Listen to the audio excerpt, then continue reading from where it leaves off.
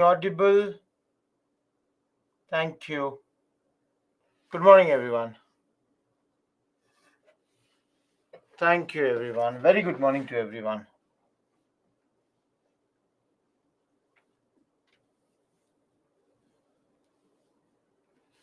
Jai Hind to everyone.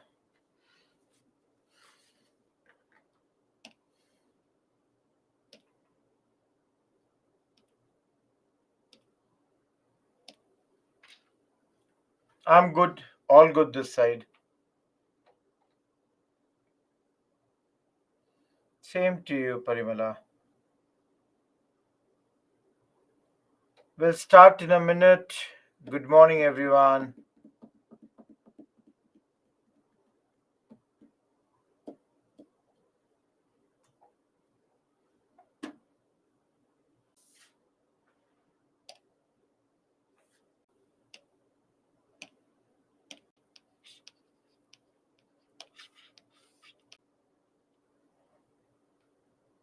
No, Kishan. Will be the Carnatic War. Now, please understand one thing that when we talk about the wars, all of you, the stories would be many stories would be there. There would be hundreds of pages about every battle. About each and every battle, there might be hundreds of stories. Now, do you think, it is possible for you to study each and every minute details about this war? And do you even think it is making any sense? Will it give marks? See, please understand, we are going to discuss, in fact, I can show you. We are going to discuss almost 16 wars from here till tomorrow. That is the three Carnatic wars, two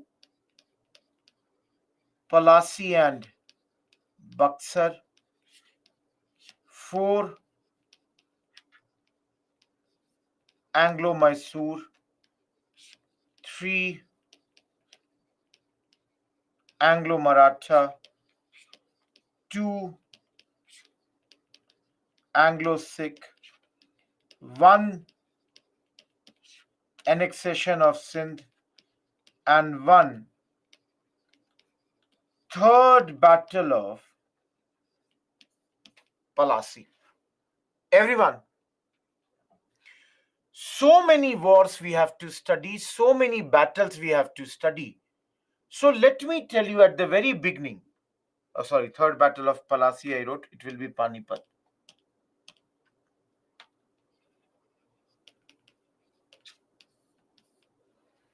So everyone, think what is the bare minimum that we should understand in each of these.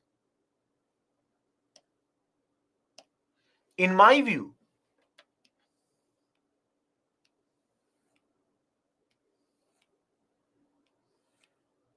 we should have something like this. Name of the battle.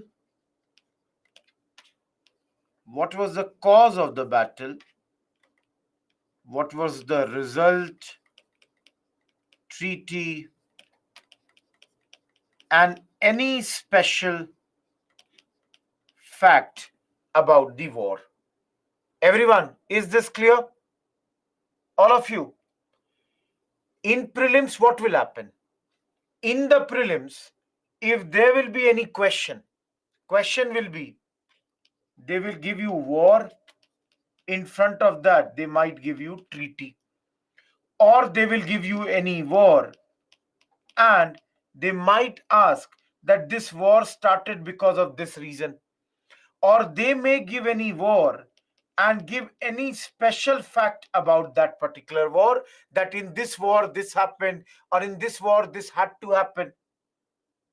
All of you, are you getting me?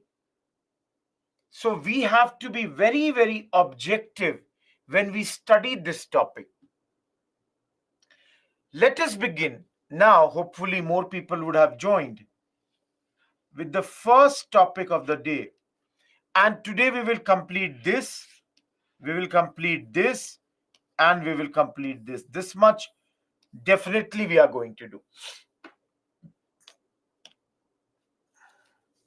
Okay.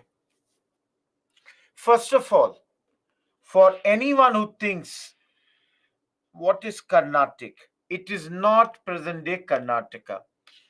It is more or less the coastal areas of present day Tamil Nadu and Andhra. That is your present day Carnatic. Capital of those days, Carnatic. Capital is Arcot. Now, why did the first Carnatic war happen? It happened between whom? All this we have to start with. So if you see here, the first Carnatic war,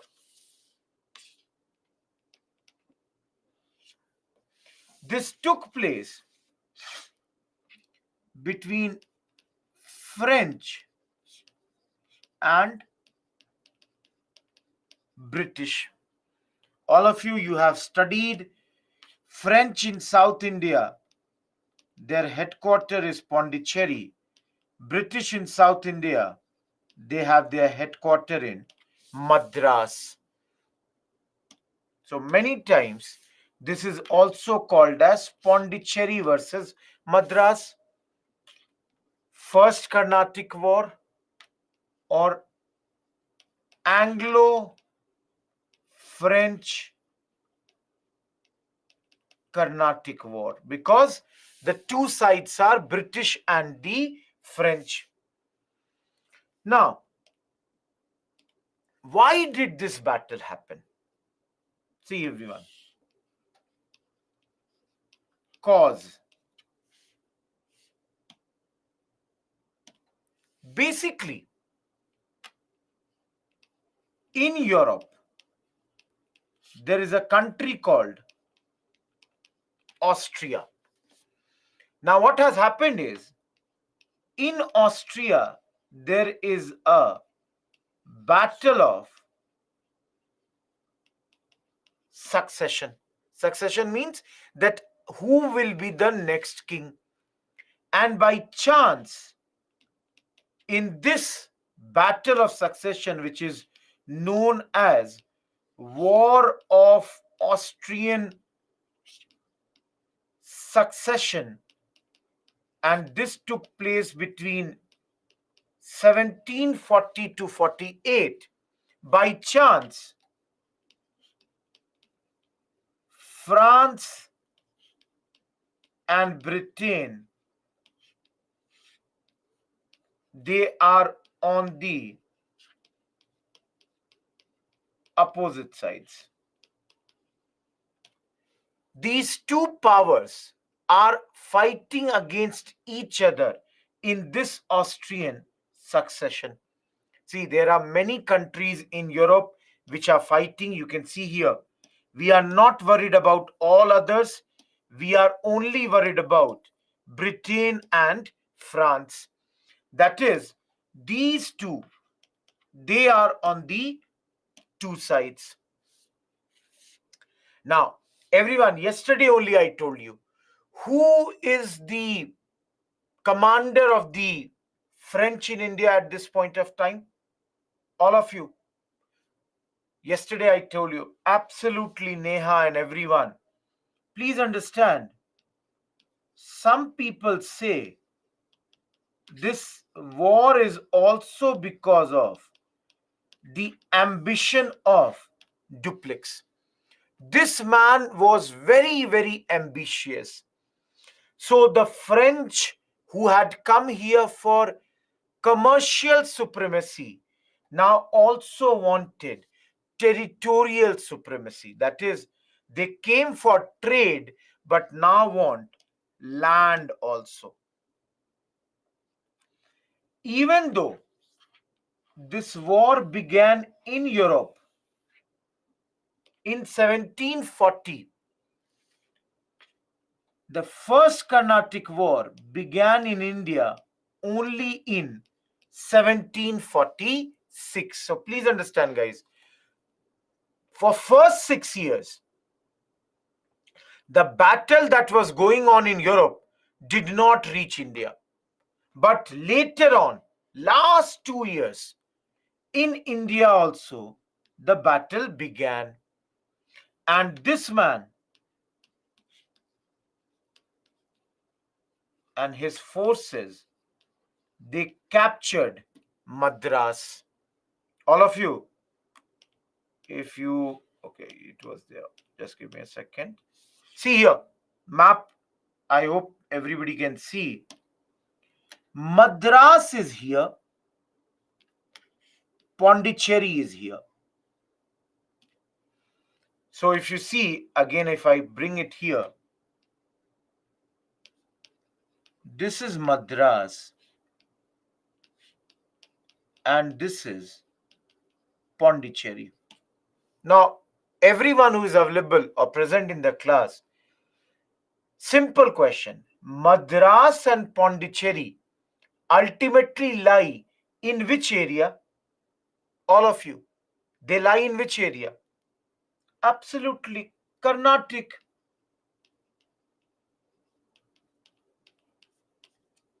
And you all tell me, will I be correct to say that Madras was a very important trading center? Or you can write, was a very important English trading center. Everyone, will I be correct to say? You all will admit now. Now, last thing I'm asking you. Will you all admit that if it is a very important trading center, so it will be very important for Carnatic ruler also? A lot of his goods, they would be going outside from this area, isn't it, for trade purpose?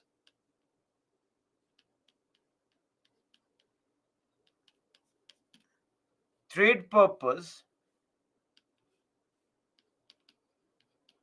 this was important for Nawab of Carnatic, isn't it? Now, see, Shalu Vechri, you are correct. See, dekho, ultimately it is this man's ambition. Though again I'm telling you, in the war there will be hundreds of things.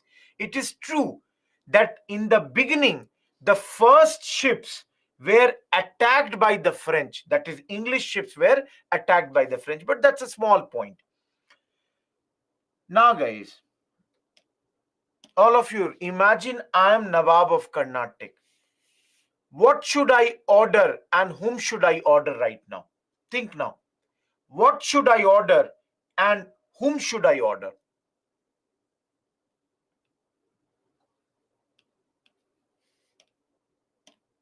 Nawab of Carnatic ordered the French to leave Madras. So please understand, guys. This man, Nawab of Carnatic, is ordering the French, you should leave Madras, give it back to England. English, go out. All of you, will Dupleix leave this?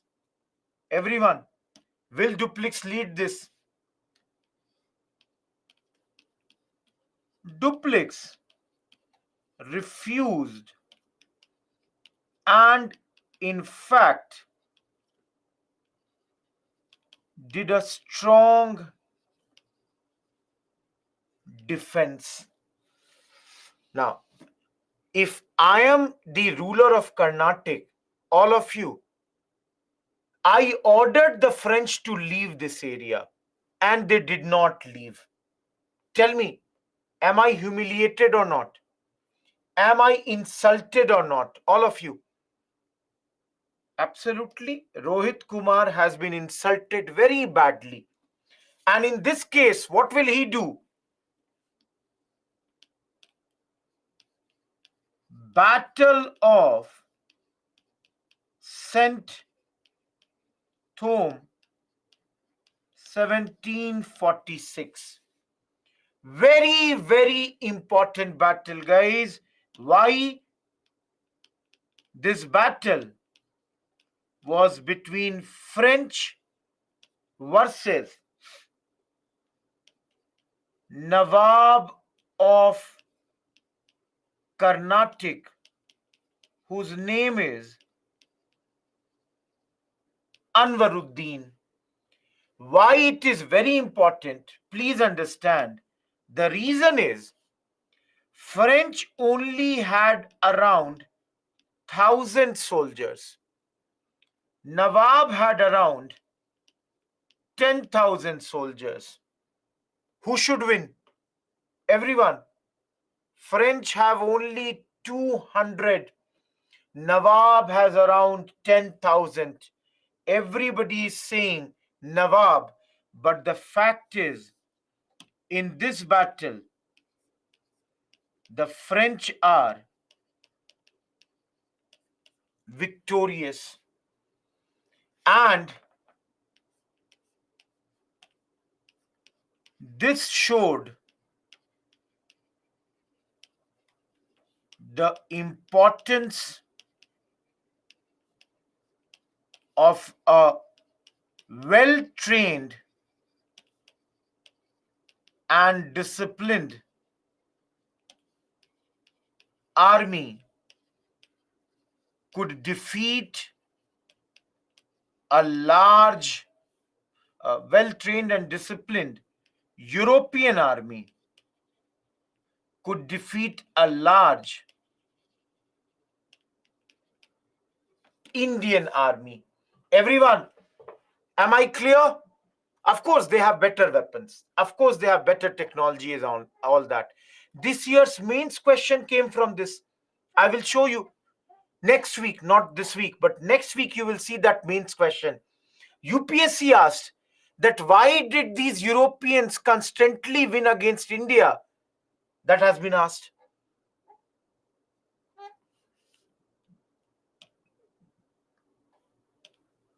For 2 years, this battle continued. And finally, both the sides signed Treaty of Aix-la-Chapelle. Finally, this treaty was signed. Under this, Madras was to be given back to English, and a place called Louisburg in North America was given to the French. Now, some of you, if you are thinking, why in North America a place is being given, please remember, this war is a global war. See, why did it start? War of Austrian succession. And finally, this way, this matter was resolved at this point of time. Everyone, those who were from the beginning, what did I say at the very start? See here. If I make a column like this, First Carnatic War. What is the cause? War of Austrian succession. What is the result and the treaty? The treaty's name is Aix-la-Chapelle. And under this, what was done? Under this,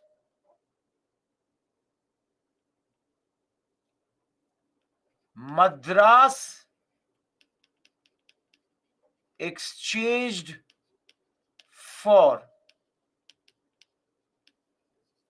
Louisburg. And guys, is there any special fact that you bring out of this? Battle of Senthom. All of you, am I clear with this? Everyone.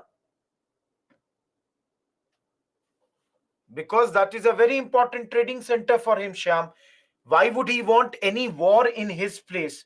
No, this I'm not going to do. Those who are asking me that this should be done by me, no. This is your homework. Please understand. You will make a, after tomorrow's class, at one place, it is your homework to make a small notes like this. Don't worry. You will show the notes to me on my mail ID. And I will be sending you, I also have prepared this and I will send you my notes on this. Getting my point? So that if you are missing out on anything, you can see how I made the notes. This is something, Shalu, we are not going into the European thing. That's not our purview. Everyone, are you getting this? You have to make your own treaty. No, Kishan, please understand, those who are asking why they waited for 6 years, they both did not want to bring this war to India. Only when they were compelled, there was no other thing, they brought this. Nobody wants to do this. Getting my point? North America, Chandrajyoti. All of you, we are done with the first war.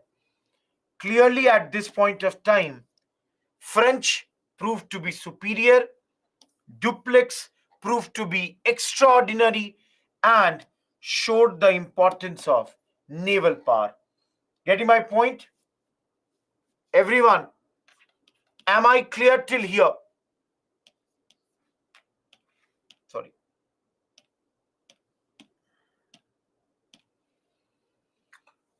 See, let's come to the second war. Jyoti, not a problem. It will become easy. Zeba, it's a treaty. In the treaty, you give some, you get some. France is also getting some place. Okay. Everyone, now concentrate for 5 minutes on this slide. Very, very important and very easy. Very easy. Second Carnatic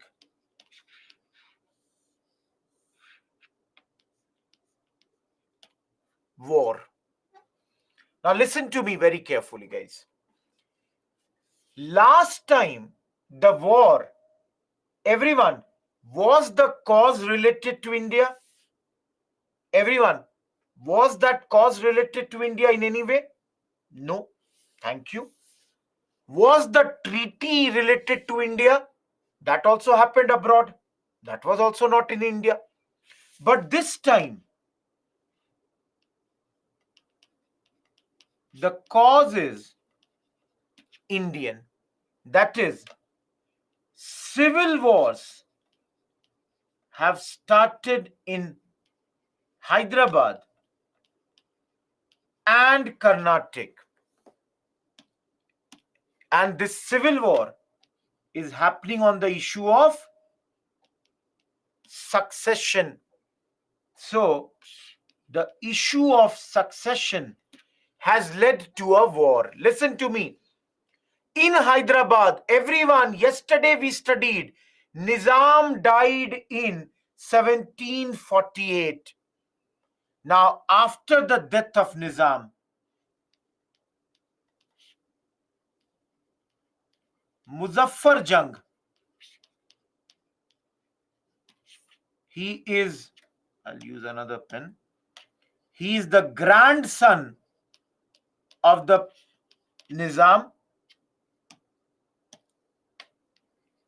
versus Nasir Jung. He is one of the son of the Nawab. Everyone, Nizam died.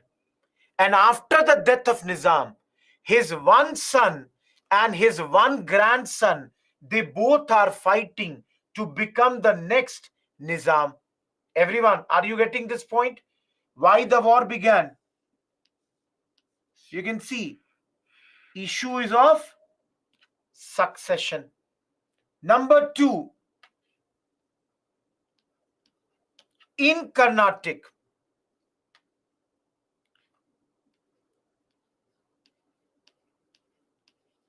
Chanda Sahib, he is fighting against Anwaruddin.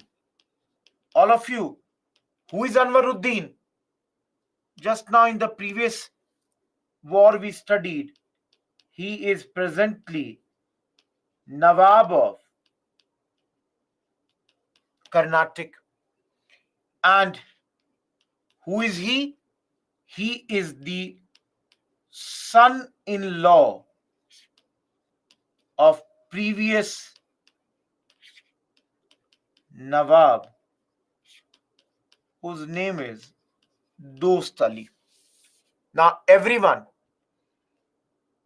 if you can remember these four names, good.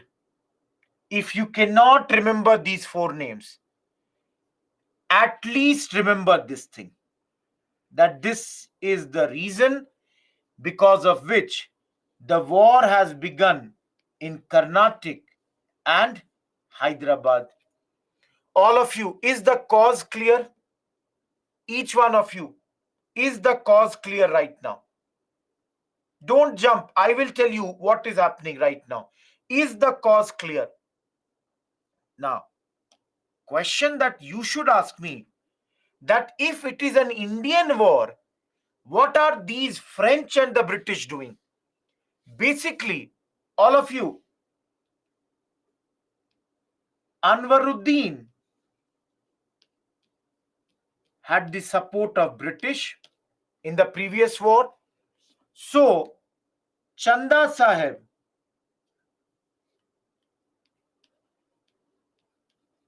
got the support of French. And Muzaffar Jung was supported by French. So the English supported Nasir Jung. All of you, is this clear that how this battle now is? French versus British in both places. All of you, can you see? Duplex interfered in the internal matters. He thought he will gain, and that's why he has started interfering in this civil war. Now come to the war. Let me use another pen.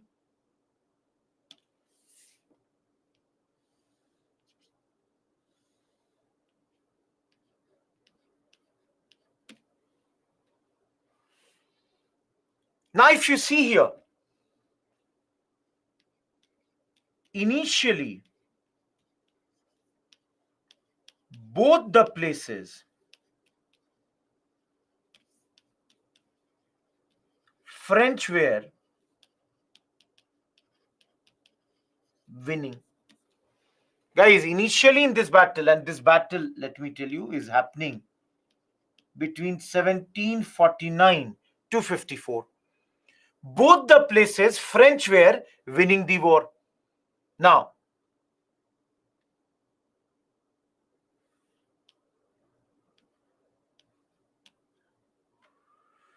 in Carnatic,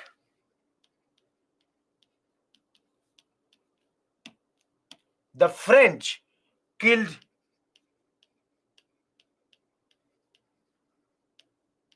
Anwaruddin. He was defeated, he was killed at a place called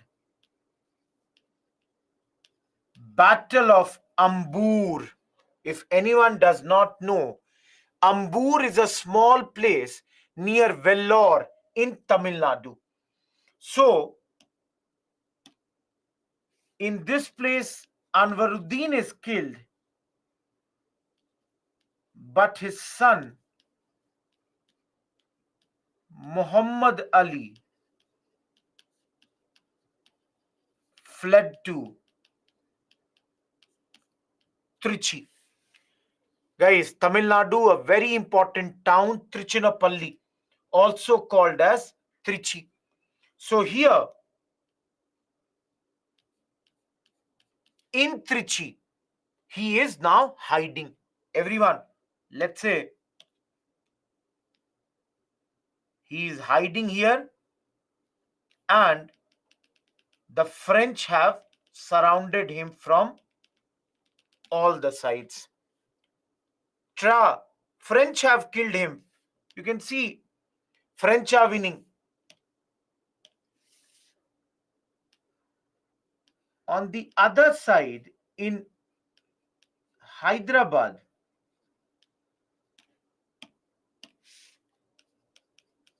Nasir Jung also lost his life in 1750. Everyone, you can see Nasir Jung was supported by whom? English. And now Muzaffar Jung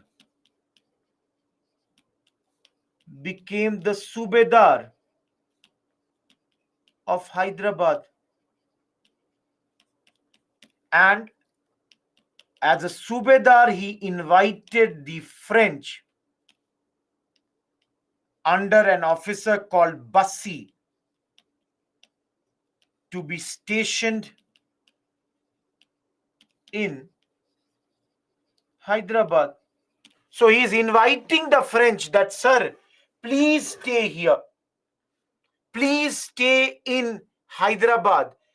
We would want your help. All of you, can you see initially both the places after his death, Chanda Sahib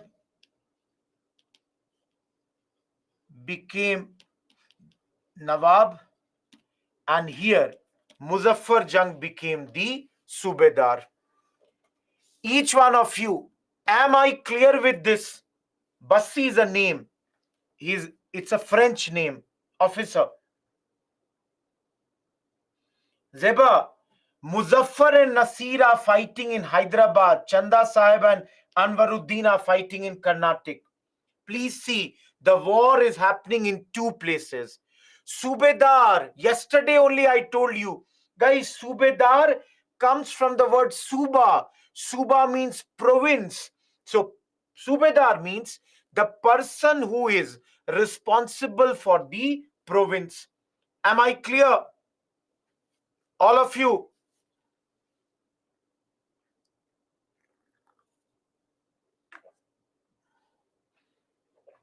Trichinoppalli, Muhammad Ali is hiding. Now come to the second part. And this is very, very important. All of you, yesterday I told you who is the person who will be leading the English. Everyone, who will be leading English? Yesterday I told you absolutely Robert Clive. Now see here, Robert Clive came with an idea. All of you, what is his idea? His idea is attack Arcot. All of you, what is Arcot? What is Arcot?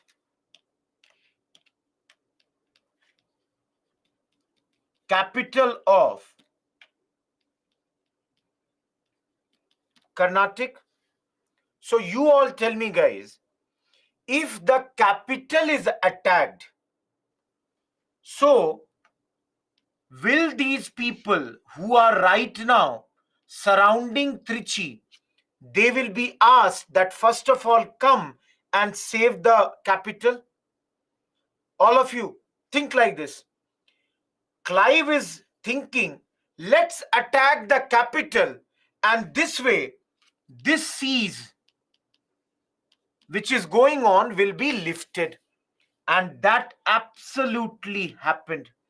So when French are in Trichy, English attacked Arcot, and this resulted in raising the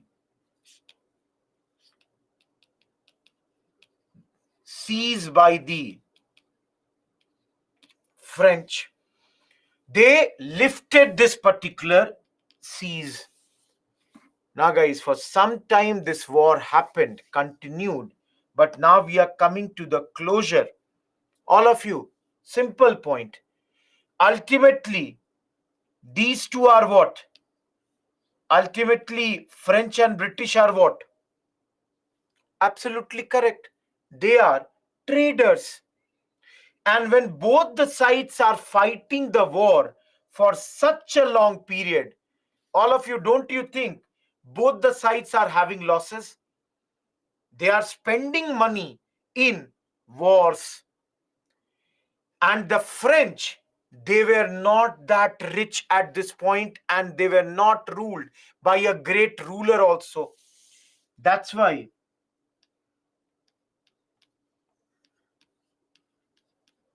Dupleix, his failure in capturing Trichy,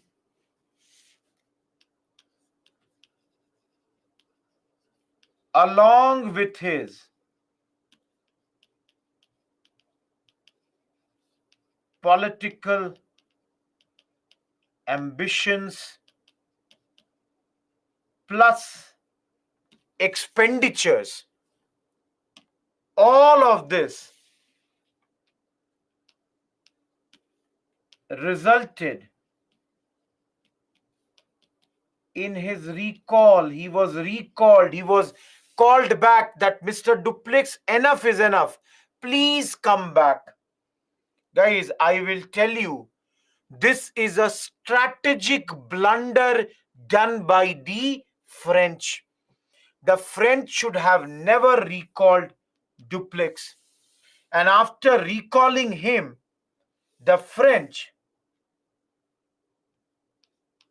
and the British, they signed Treaty of Pondicherry. Dupleix was replaced by a not so great Governor General for France known as Godehou. And overall, if you see, this war came to an end with status quo. That is, whoever was wherever has gone back to that particular place. Give me 1 minute, guys, for you people. If I was doing this,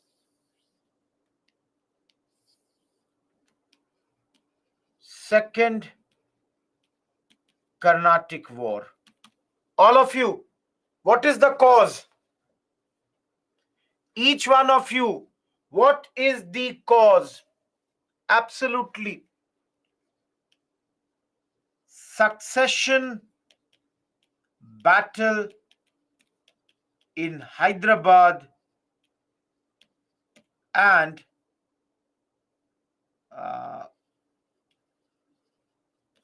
Carnatic. Result of this, what is the result here? The result is Treaty of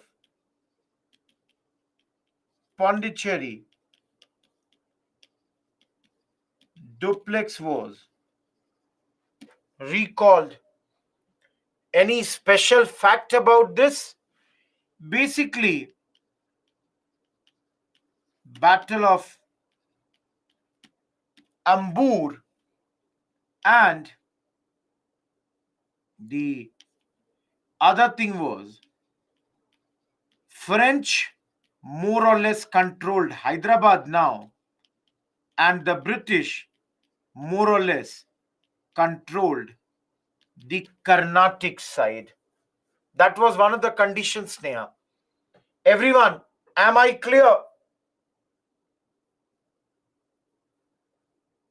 Satyam, it is happening in Carnatic area, not in the area of Nizam.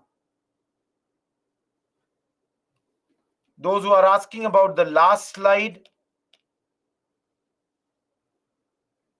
guys, Mughals have become very weak. Array, all of you, those who are asking about Mughals, Mughal ruler is Ahmad Shah right now. Alamgir too right now. They are of no use. Muhammad Shah Rangila was the ruler in the first war. Tell me, guys, do you think they are worried about what is happening in the south of India? I'm not even sure they were listening about these wars. They were busy with their own life, Rangeen life. You know,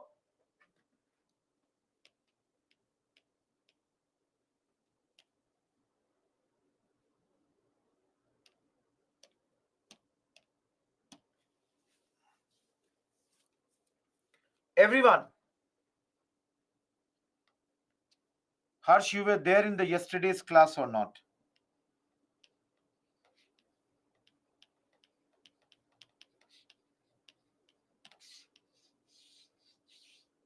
Guys, Treaty of Pondicherry is simple, status quo antebellum. Go back wherever you were. Let's stop this war. We both are having losses. Please recall Dupleix. Please take him back. We don't want him here. And overall, French were more powerful now in Hyderabad, and the British were more powerful in the Carnatic area. Everyone, third Carnatic war. Nothing for us. See, guys, again, those who came late, please remember, every war can be taught for 5, 6, 10 hours. Please be objective. Don't ask me what happened to this. Did he become the king? What happened to that? How much money did he get? This is not going to help you. Please be objective. Hardly 2 lines in mains you will have to write on one war. Maximum 4 lines. Enough masala is there. Don't get into this that you need to know every part of the story. Not going to help you. Getting my point?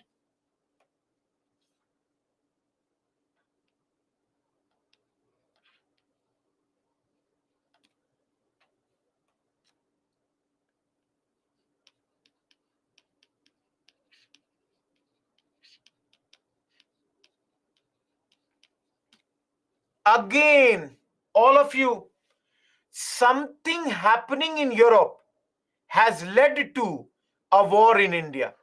All of you, can you see this?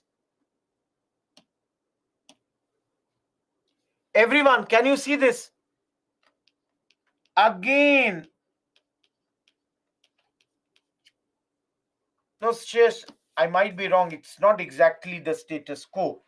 They are not going, but they had Pondicherry at this point of time. More or less, it was status quo.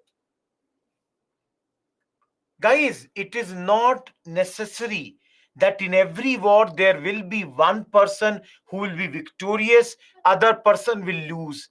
Many times the wars are stopped by treaties. It's a draw. So don't ask me who win or who had won. It's not necessary that every time somebody has to win and then only the war will stop. That doesn't happen. Getting my point?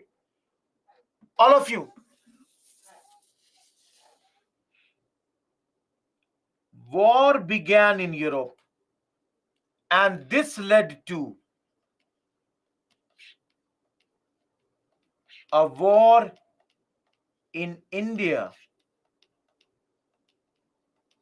Sorry. from 1757 onwards. And which is this war? So 1757 onwards, that is next year onwards, in India, the war began. Now, all of you, we have not studied it. This is our next topic. But can you all understand? Please tell me that already in 1757, Battle of Plassey happened. Have you heard about this? Everyone, this is going on simultaneously. Two things happening simultaneously. And all of you tell me, who won in Battle of Plassey? Yes, Gauri. Who won in this Battle of Plassey? Guys, English won. All of you, English captured Bengal. And tell me, everyone, will you all accept that by capturing Bengal, morale of the British soldiers was high now? All of you, will you admit it or not? Number two, will you all admit that Bengal to the British, which they will use here? Satyaprakash will study that later.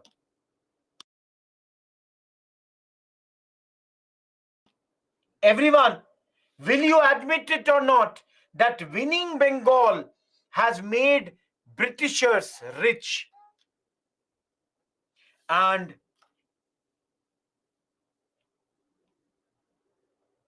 this helps British to defeat French in the third Carnatic war. All of you, will you admit it or not?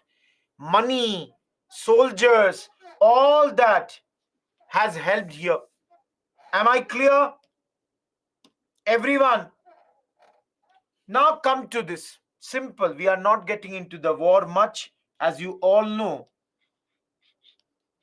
at this moment, there was a person named as Count de Lally.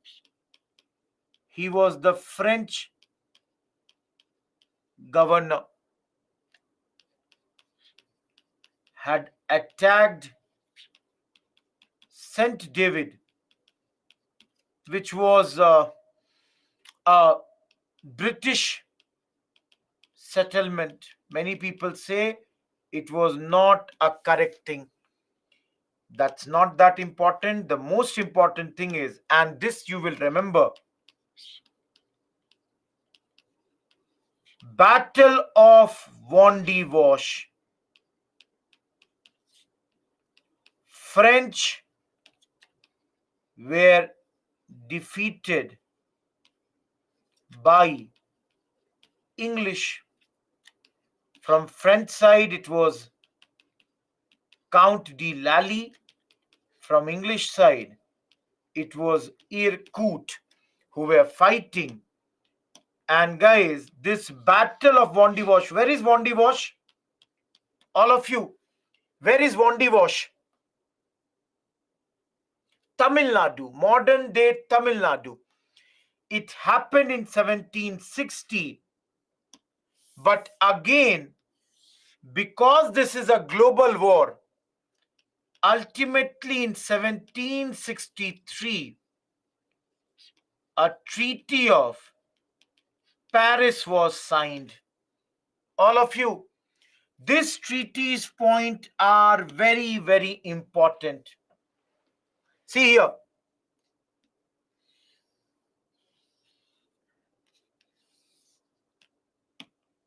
Under this treaty,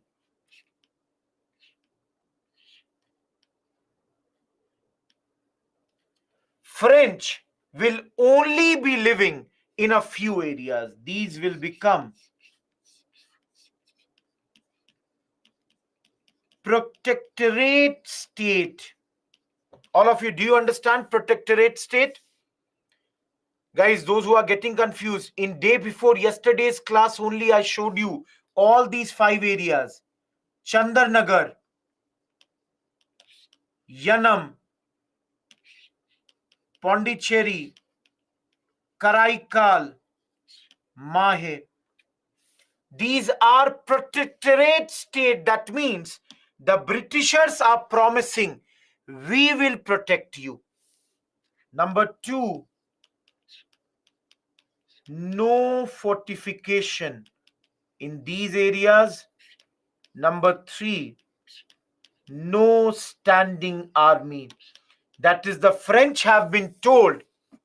French have lost Musharraf, so they will be under the protection. French have been told that, see, you will now stay only in these 5 areas. We will protect you. Don't worry about that. You will have no standing army of your own, and you will be, making no forts in this place. Yes, Shoaib. Yes, Vetri. Everyone, is the points of Treaty of Paris clear? All of you, are the points of Treaty of Paris clear?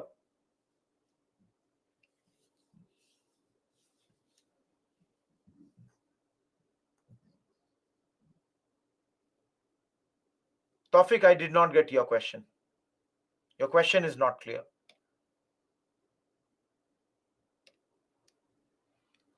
Those who are asking repetition, simple points, French will stay only in these 5 places. These are protectorate state. These will be protected by the English. French will not keep an army here, will not make forts in this place. Those who ask for repetition, I have repeated it clearly. French ambitions in India are sealed. They have been defeated. They have been completely, ended as far as this area is concerned. Those who come late, I said at the very beginning, mains questions come from this area. Mains questions have come from this area.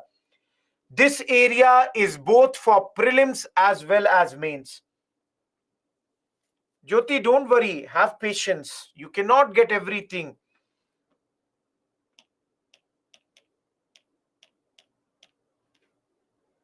All of you, you tell me. Third war. What is the cause?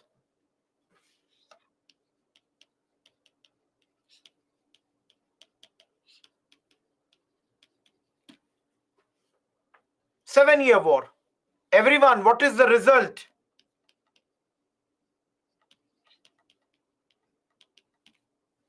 Treaty of Paris, and write the finer points. Protectorate state, no army, no fort. Any special fact?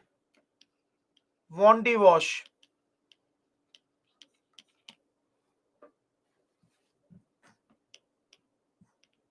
Yes, Zeba, you are correct.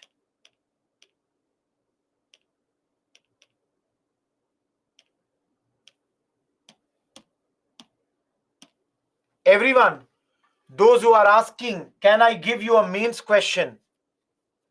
I wrote everything, but still, guys, show me your notes. I would like to see, are you preparing the notes? What type of notes are you preparing?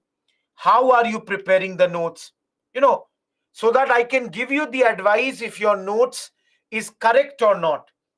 See, in offline, we can see the notes. You bring the copy, we can see, we can tell you.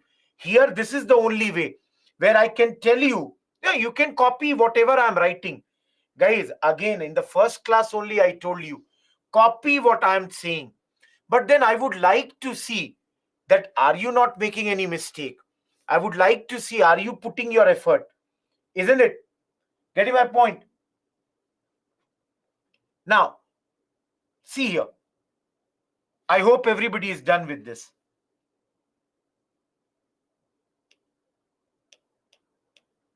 Okay. Guys, you can make online or offline notes, whichever suits you. Now see everyone this thing.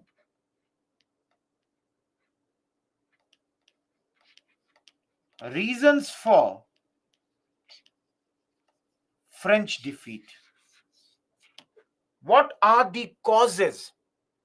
And you people I will show you one point and you people tell me whether you agree with this point or not. For example, in my second class, I told you French East India Company was government owned. Everyone, yeah, Pradeep. Guys, do you remember in the second class we told, and because of this, there was a bureaucratic control over the company. Now, guys, because of this, on the other hand, the East India Company was a private company. Decisions get delayed. We have discussed this. Slower decision making. Absolutely, Monica. Number two, all of you, I'm asking, I'll rub this, what I'm writing here. I'll rub. Tell me one thing.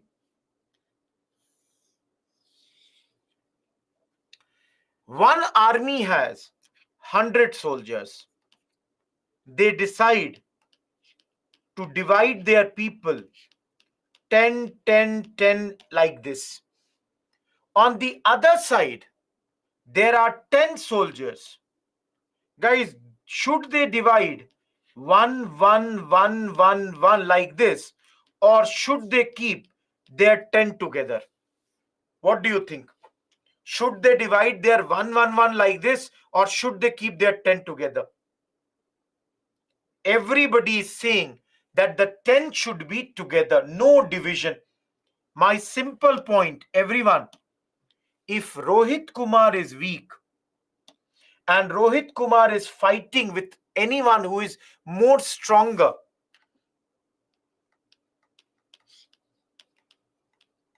one should not open different fronts. Please understand, guys. The French,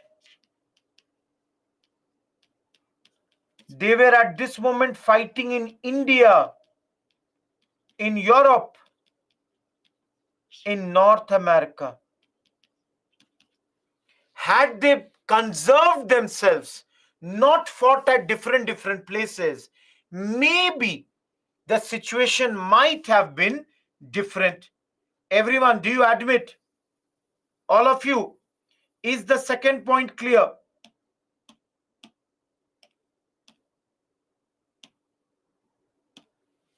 First point, second point.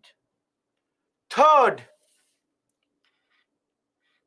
we have just now talked about this, so you will understand.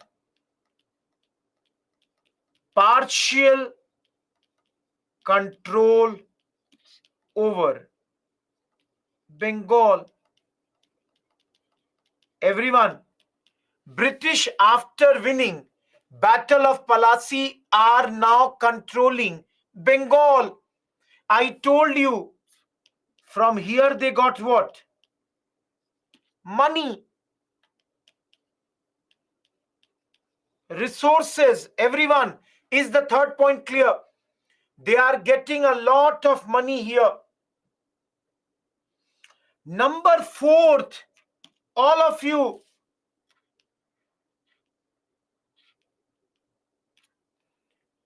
with Bengal under them. British have 3 bases: Calcutta, Madras, Bombay, whereas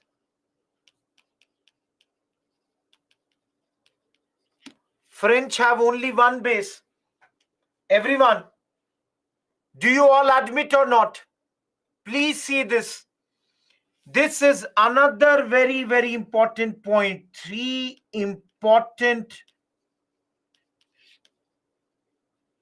bases in India, whereas they have got only 1 base. 5th point,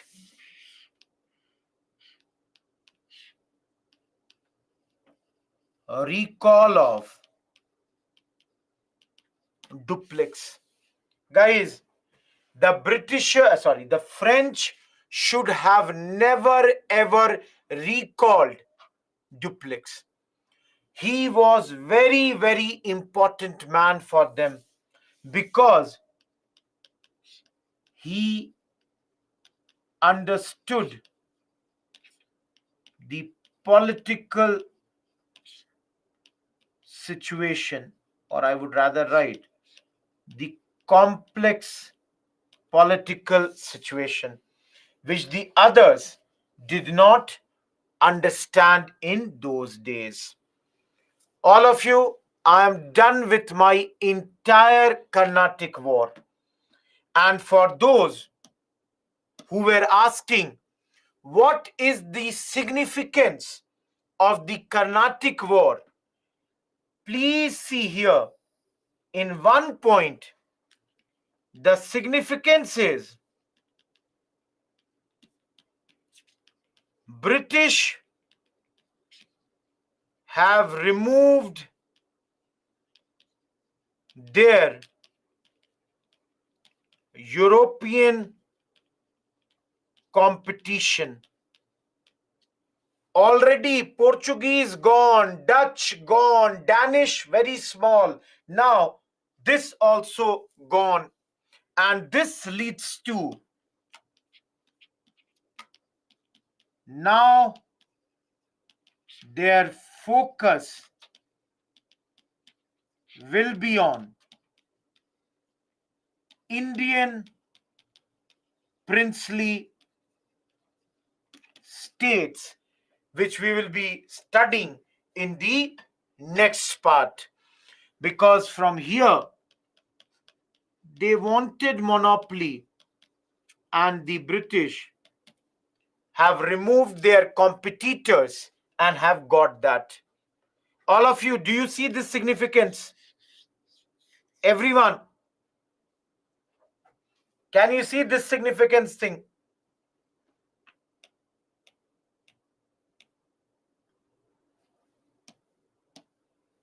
Our next topic for today, and this point we have already studied. Please read this point. We have already done it. If you all remember, second class we already did it.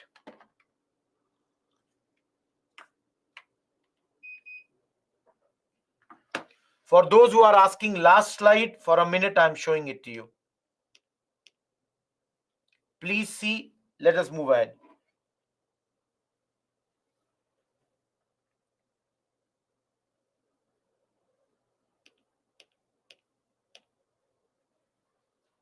See, I cannot. Almost somebody is asking 1, repeat again. Somebody is asking 2, repeat again. Somebody is asking 3, repeat again. I cannot keep on repeating. Guys, 1 hour, 5 minutes only on 3 Carnatic wars. This way, I will never be able to complete the syllabus. You cannot be every time asking the same thing to be repeated again and again. You want notes, you want the repetition. That way, how will I complete the syllabus? Understand my point also. Everybody, you cannot ask, you can bookmark. Listen to that again. You have this facility. Please understand this point. And Again and again I'm saying, again I'm saying, for small doubts, post in the doubt section. In the doubt section, hardly I can see 31 doubts are there. Whereas in the chat section, I can see there are more than 400 points which have already come till now. How will I answer all the doubts while, and teaching also? No, it is there for 7 days, Chandu. You can do that thing. Okay, come to Bengal, everyone.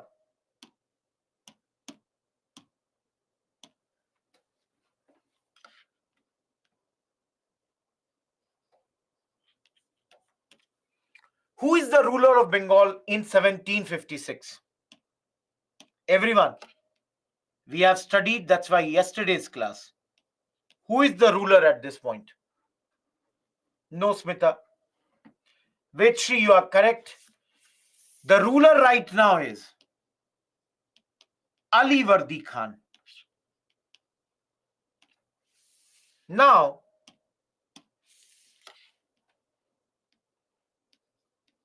he died.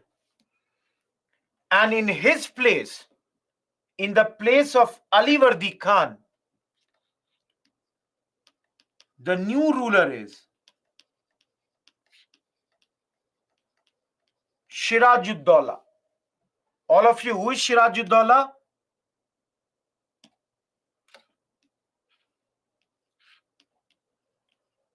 His maternal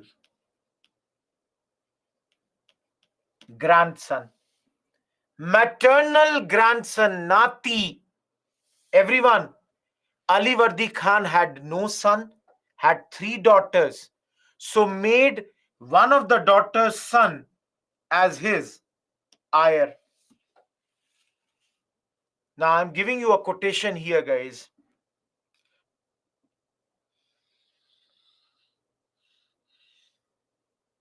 It is said that Ali Vardi Khan described English as bees. Guys, bees you understand, na? Madhumakhi. All of you.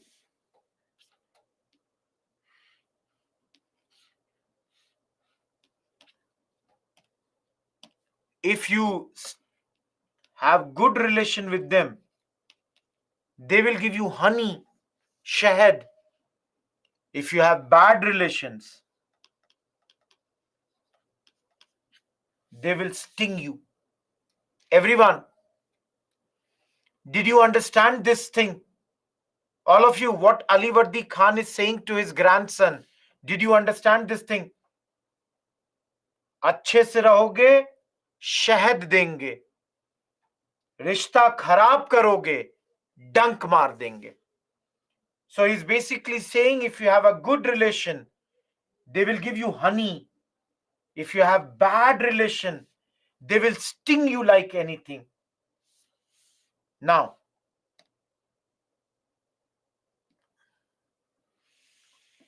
Sirajuddaulah is a 23-year-old boy, I can say. All of you, 23-year-old.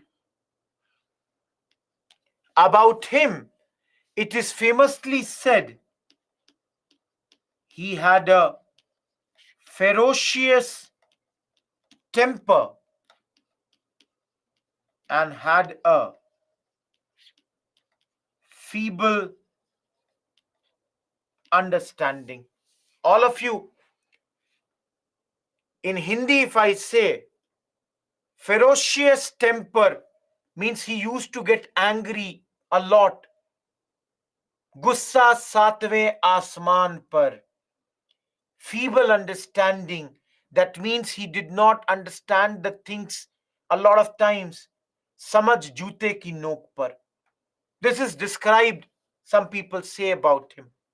But then, guys, I think as a 23-year-old boy, you will just now see the thing that he's demanding is not totally wrong. See here.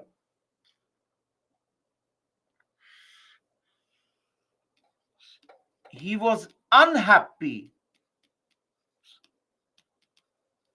with European companies making a lot of profit plus using dubious means.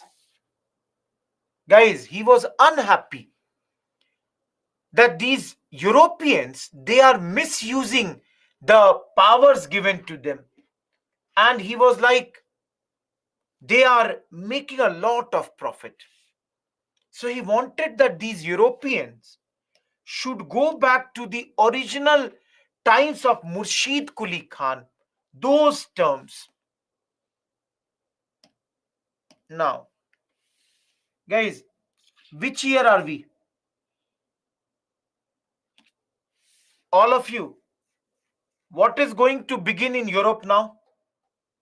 Every one of you, what is going to begin in Europe now?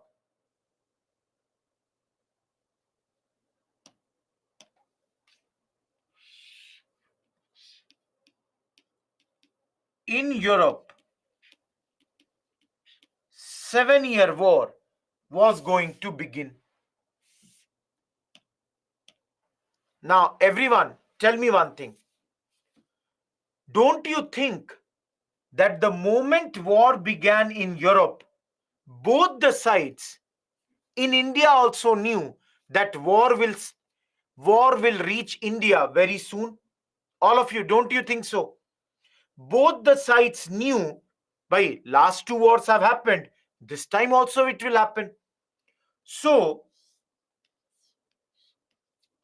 they both started the process of fortification. Guys, Kile Bandi, both the sides, British and the French, they started to make their forts much more stronger now. So, let's say these are French, these are British. They both know war will start. So, they are doing their fortification. Now, guys, the important thing is this is being done without the Nawab's approval. All of you, without asking the Nawab, this is being done.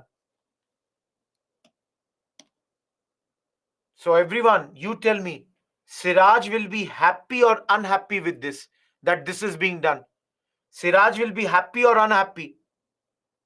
Absolutely, he's angry, he's unhappy. And Siraj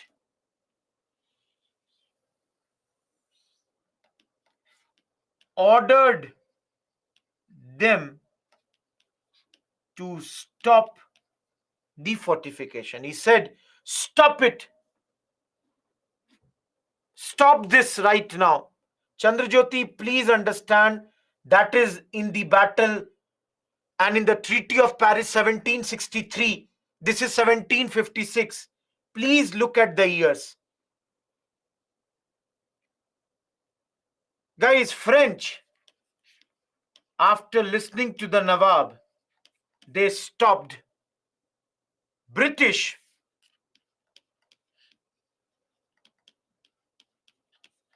did not. All of you, is this insult of the Nawab or not? Every one of you, you tell me, is this insult of the Nawab or not? He was correct, Satyam. Absolutely. It is an insult of Nawab. So what will Nawab do? What is Nawab going to do? Now you people tell me. What is Nawab going to do? Are battle. Be prepared for a war now. I'm going to attack you. So the moment British declined, Nawab attacked them. defeated them in Qasim Bazar. It's a place, small place near Calcutta. From here, moved to Fort William. Guys, where is Fort William? I can see a lot of people are joining now, most probably after celebrating Rakhi. I think many of you have signed, tied the Rakhi now. And I can see a lot of people suddenly after 7:10 have started to join. I can understand, guys. I tied the Rakhi at the night, yesterday night. So this time, according to calendar, the timings are very odd. So whatever, no issues. No, in other respects, Satyam, not only in this respect. So he moved to now Fort William and won it on 20th June 1756. Everyone, next part is a small story.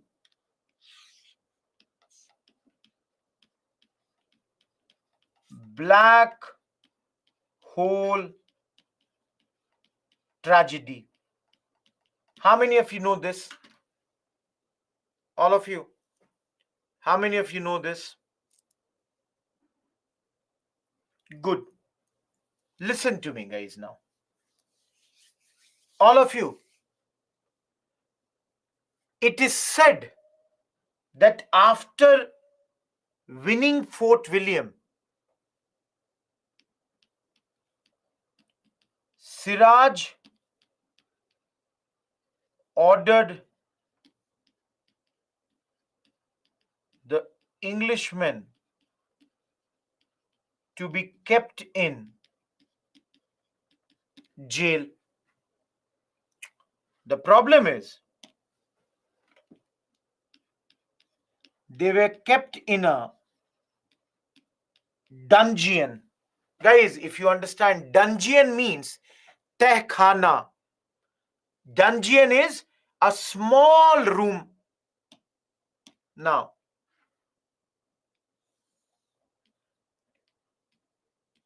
there were 126 men, and 123 out of them, they died. Please understand, guys, why did they die? People said because of suffocation. Plus, inside stampede like situation would have come. Everybody would have wanted to come near the small window. 123 people died in this battle. All of you, in this event. This incident is said by an English person named as Z.Z. Holwell. This man says that this thing, 123 people have died out of 146 at this point of time. Everyone, am I clear with black hole?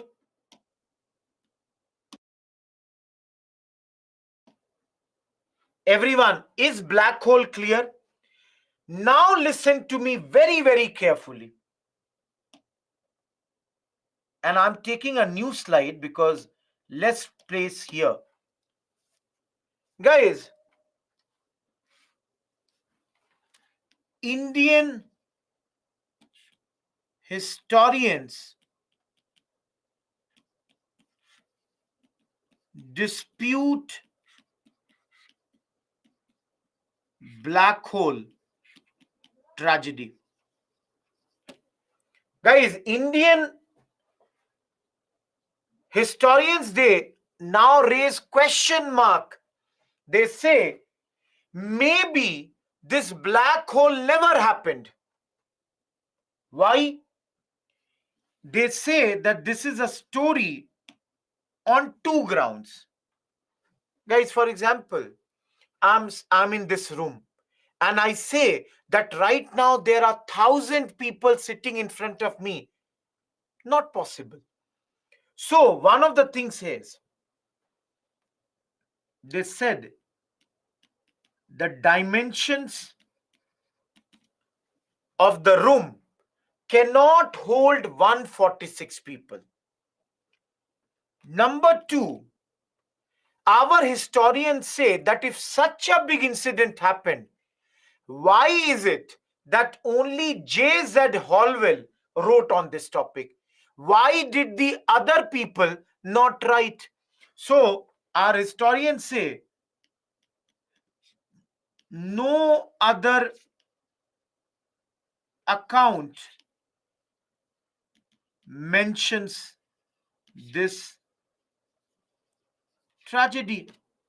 So, guys, you should now ask me that, sir, if this is the case, why do the British historians say this happened?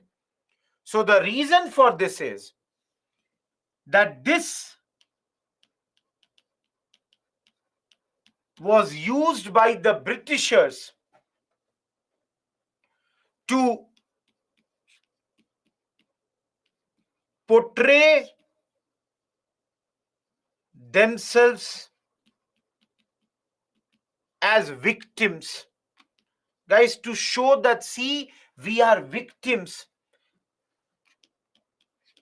and to justify their future actions. Whatever they are going to do after this gives them a justification that, see, these Indians, these barbaric people have killed 123 of ours. That is why we are also going to defeat, or we are going to fight with them. Everyone, am I clear? All of you, black hole tragedy, is this clear? Everyone, please give some more thumbs up. I hope this is totally clear. It can come. Uni, you have come just now and you want the overview. How can that happen? You tell me. Guys, it can come in your interview. I was myself asked in the interviews. And in the interview, many times they ask you questions like this. In your view. So they will say, let's take example, Hitesha, that, dear Hitesha, have you heard about black hole tragedy? And then Hitesha speaks. Then they will ask you, do you agree that such a thing might have happened? Do you think the Britishers might have used it like this? So such things can be done. Guys, always be ready. In the interviews, these types of topics can come. Okay. Fort, this thing, na? Mank Wadhwani, the same place, Calcutta. Okay. Now, guys, you all must be knowing the name of Mir Zafar. Everyone heard the name of Mir Zafar?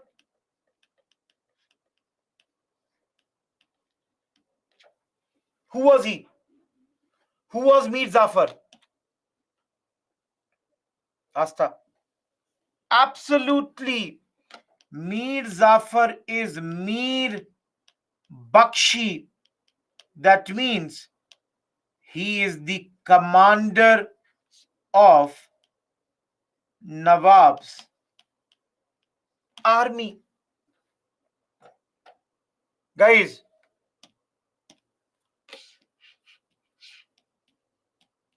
he was bought by the British. He is a number one traitor of India. Isn't it? He's a traitor. Gaddar. But then, all of you tell me, is he the only Gaddar or traitor? He might be number one. But there are number 2, 3, 4, 5, 6, 7. There are so many Gaddars at this point of time. Many Gaddars, many traitors. I'm not writing this, guys. please see this slide. I have kept all the names at one place. I don't want you to remember all the names, but definitely this name and one or two more names. Everyone, this slide, please write on your own. Am I clear? All of you, am I clear with this? And those who are asking, she is maternal aunt of Nawab. That means she is Mausi. Why she is angry? Because father did not make her the Nawab, and rather neither her son or anyone else, but made the Shiraj as the Nawab at this point. JZ Holwell Tejas. Okay, guys, let me come back to this. Everyone, just for your reference, I'm writing note the other names of the traitor from the slide so that you will remember it. I've done this. Guys, I'll tell you, I'm making this notes in such a manner as if I would be giving the exam this year. So my request to you people would be that use it and study from it.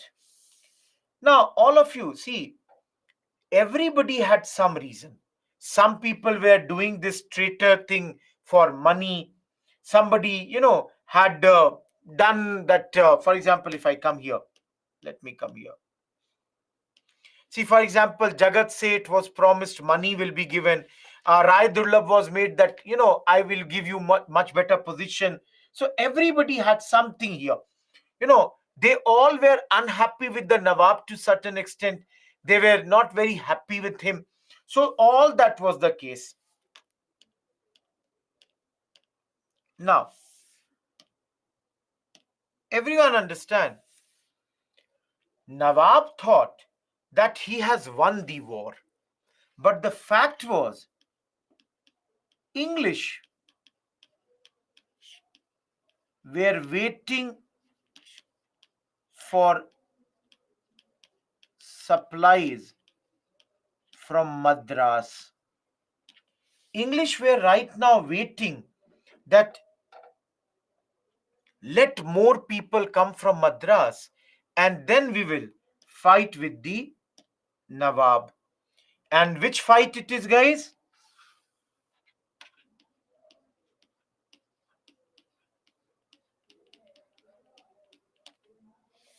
How many of you are from Bengal? Anyone from Bengal? Those who are from Bengal, it is I think the pronunciation would be something Talabesha, Palashi. It's named after, I think, a flower named as Palash, which is found in this area. We are leaving that, Tulsi. That's not that important. So, leaving that. It is used as a dye and all that. Yes, Venkatesh.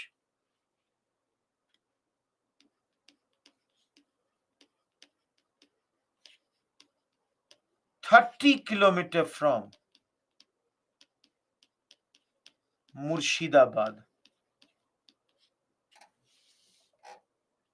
Getting my point, guys? Not very far. Remember, even though it is called Battle of Plassey, the reality is it is only a skirmish. Guys, do you understand what is skirmish? Great, Mayank. Do you understand, guys, what is skirmish? In Hindi, skirmish means mutbher. See, all of you, war, battle, skirmish. War, under a war, hundreds of battle might be there. Within a battle, there might be many skirmishes. Skirmish is a small, I would say 5-10 soldiers from each side. They just clashed at a place. A very small clash. That's your skirmish. Hindi, English, everyone. Are you clear about skirmish now? All of you. Why do we call it skirmish, guys? Please understand. 500 soldiers died from Ya Kishan Sanskar, Nawab side, and less than 50 from British. Even though the Nawab had gone with thousands of his soldiers, guys, what happened is his soldiers simply surrendered. They simply surrendered at this point. All of you, do you think it is the mistake of the soldiers that they did not fight? Do you think it is their mistake? No. The fact is, their commander, Mir Zafar, is only on the other side. So he would have instructed the people. Getting my point? He would have instructed the people that, see, don't fight. I will tell you what you have to do. Soldiers did not fight. Some people say, if I change the pen, only two commanders, Mir Madan and Mohan Lal, only these two people fought. Rest everybody simply surrendered. Everyone, I'm giving you a practice question here. The question is, please write down, you have a minute. The Battle of Plassey was merely a skirmish, but in its results was one of the most decisive battles of Indian history, as it paved. Before that, put a full stop, comment. Everyone, is the question clear? All of you, is the question clear? The Battle of Plassey was merely a skirmish, but in its results was one of the most decisive battles of Indian history. Full stop, comment. For some students who are asking, please give one question for Carnatic battle also. I'm writing here only.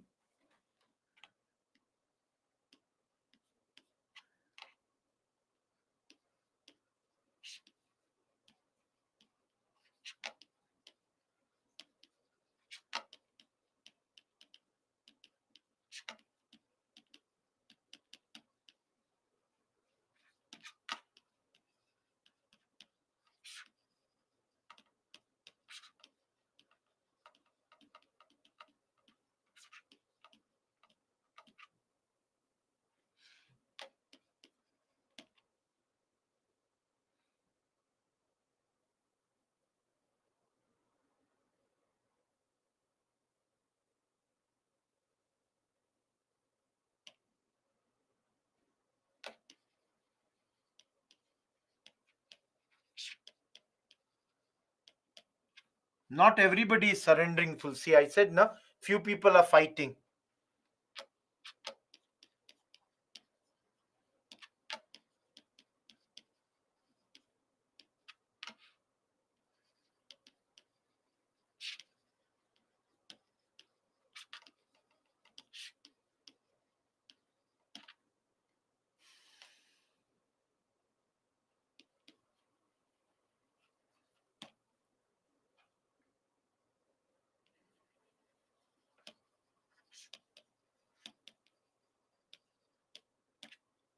Everyone, is this question clear? I'll read it out for you. 18th century saw the British eliminating a lot of their competitors from the landscape of India.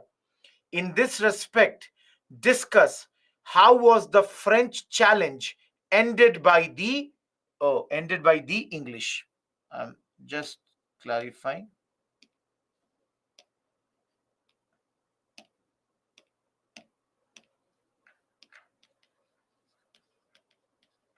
Everyone, write the answer. I have given you a question. Before writing, don't ask me what should be written. Write, show, then move ahead. Everyone, clear? Write the answer first. It's a 150 word challenge. Okay, last thing, guys. A night of eternal gloom for India. Who says this? And give me 1 second. Who says this statement? I'm here only. Just give me 1 second.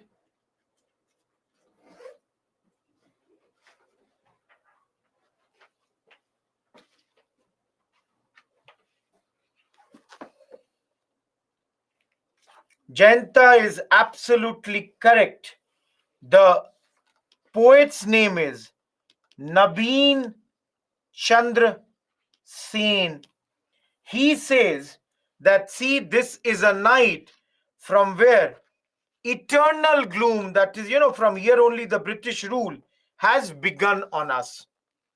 Everyone, many people were asking 150 words, 10 marker. Harshita, it is written. Please see. For those who were asking page number, so page number 60, hardly 2 lines in that, till 64 is Carnatic War. 64 onwards,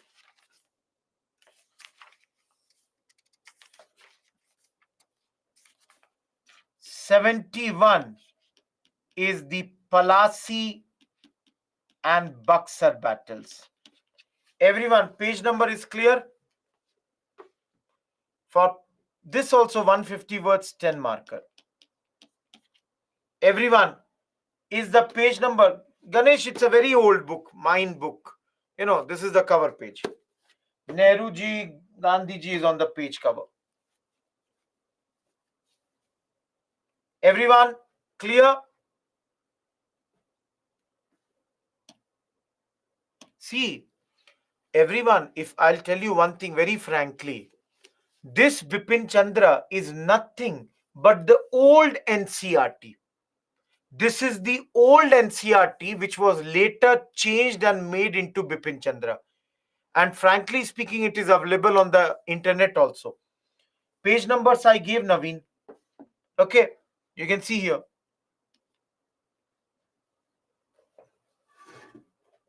This is my book, Reshma. Please understand. And don't accuse me. I don't like this tone of accusation. I have not done, I'm taking my class, I'm doing that thing. Getting my point? I'll give you a break. Have patience. Okay. Guys, the last part, and then I'll give you a break. The last part is, all of you think, just think here. Will British get something from here? Oh, one thing I forgot. The Nawab was killed by Mir Zafar's son. So I should write this there only so that this thing is totally clear.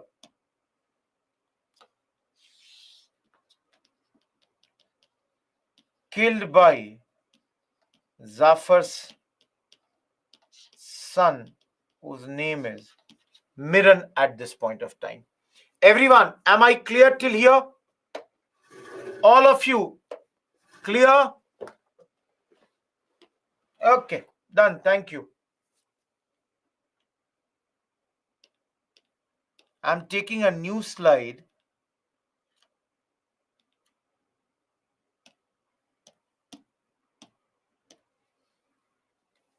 Nawab Sirajuddaulah Anil was killed.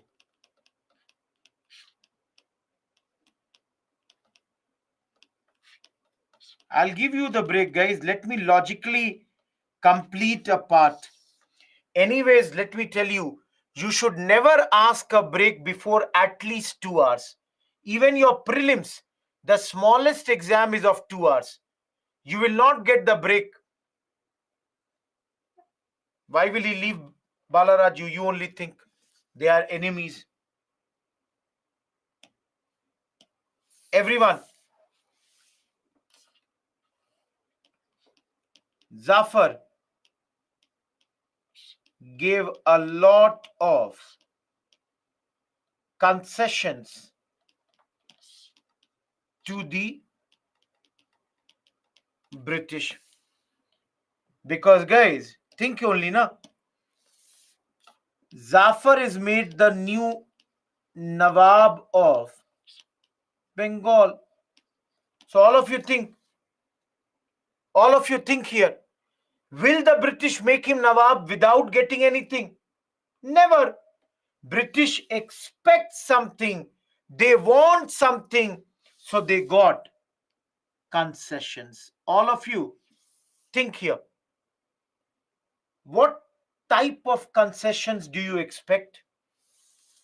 Siraj is killed, Tawfiq, I told you. What type of concessions do you expect? Money, land, for example, zamindari of 24 parganas. But the problem is, guys, very soon this man became a puppet of Robert Clive. Bhai, Clive has made him the Nawab. Whatever he will say, he has to do that. As far as the importance is concerned, British today got Bengal. Guys, tomorrow, rest of India. Today they have got Bengal. Meet Zafar, Venkatesh. Today they have got Bengal. Tomorrow they will get rest of the India. Everyone, British prestige has gone up. They have won India, and now they are a contender for the Indian Empire. They are now a contender that the next ruler of India can be the Britishers. Third, and everyone, third point we have just now studied in Uni, we will study that later. Guys, the third point we have already studied. Later, this victory helped them in Carnatic battles. We just now did this. And I can say, all of you must be knowing, this is known as starting point of the British rule in India. Everyone, don't we say that the Britishers ruled between 1757 till 1947? Shekhar, I wrote this. Everyone, don't we say that the British rule begins or started in 1757? Last but not the least, rival French were ousted from Bengal also. And this way, Everyone, is the importance and aftermath clear? Aftermath means what happened later. The problem is Mir Zafar was replaced in 1760 by Mir Qasim. He was his son-in-law. All of you, why was he replaced? Mir Zafar, because he could not satisfy the British demands. The Britishers were continuously demanding, Clive was demanding more, more, more, more. And one day Zafar was like, I don't have more. So Clive was like, then why are you here? You are no longer needed. Plus, Zafar tried to take help of Dutch and defeat the British. But the Dutch got defeated in the Battle of Bedara, also known as Hooghly. And with this, Mir Zafar was replaced by Mir Qasim, his own son-in-law. And I'll give you a break now. After the break, let's talk about why Mir Qasim is the new head. Tulsi, that is Treaty of Allahabad, the answer that has been given to you. That's not Treaty of Alinagar. Okay? Shiva, you can. I will bring the last slide. Before that, it is 7:50. Your break is till 8 o'clock. And for those who want the last slide, guys, let's meet after the break.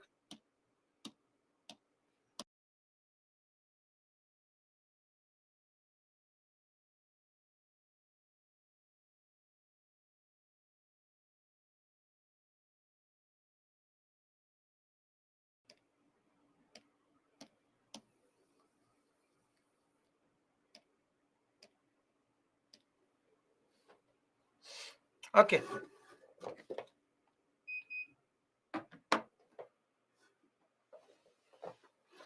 Mir Zafar has been removed, and in his place now the new Nawab is his son-in-law, whose name is Mir Qasim. Now, you all can understand, if Mir Qasim is made the Nawab, invariably, because he would have given some things.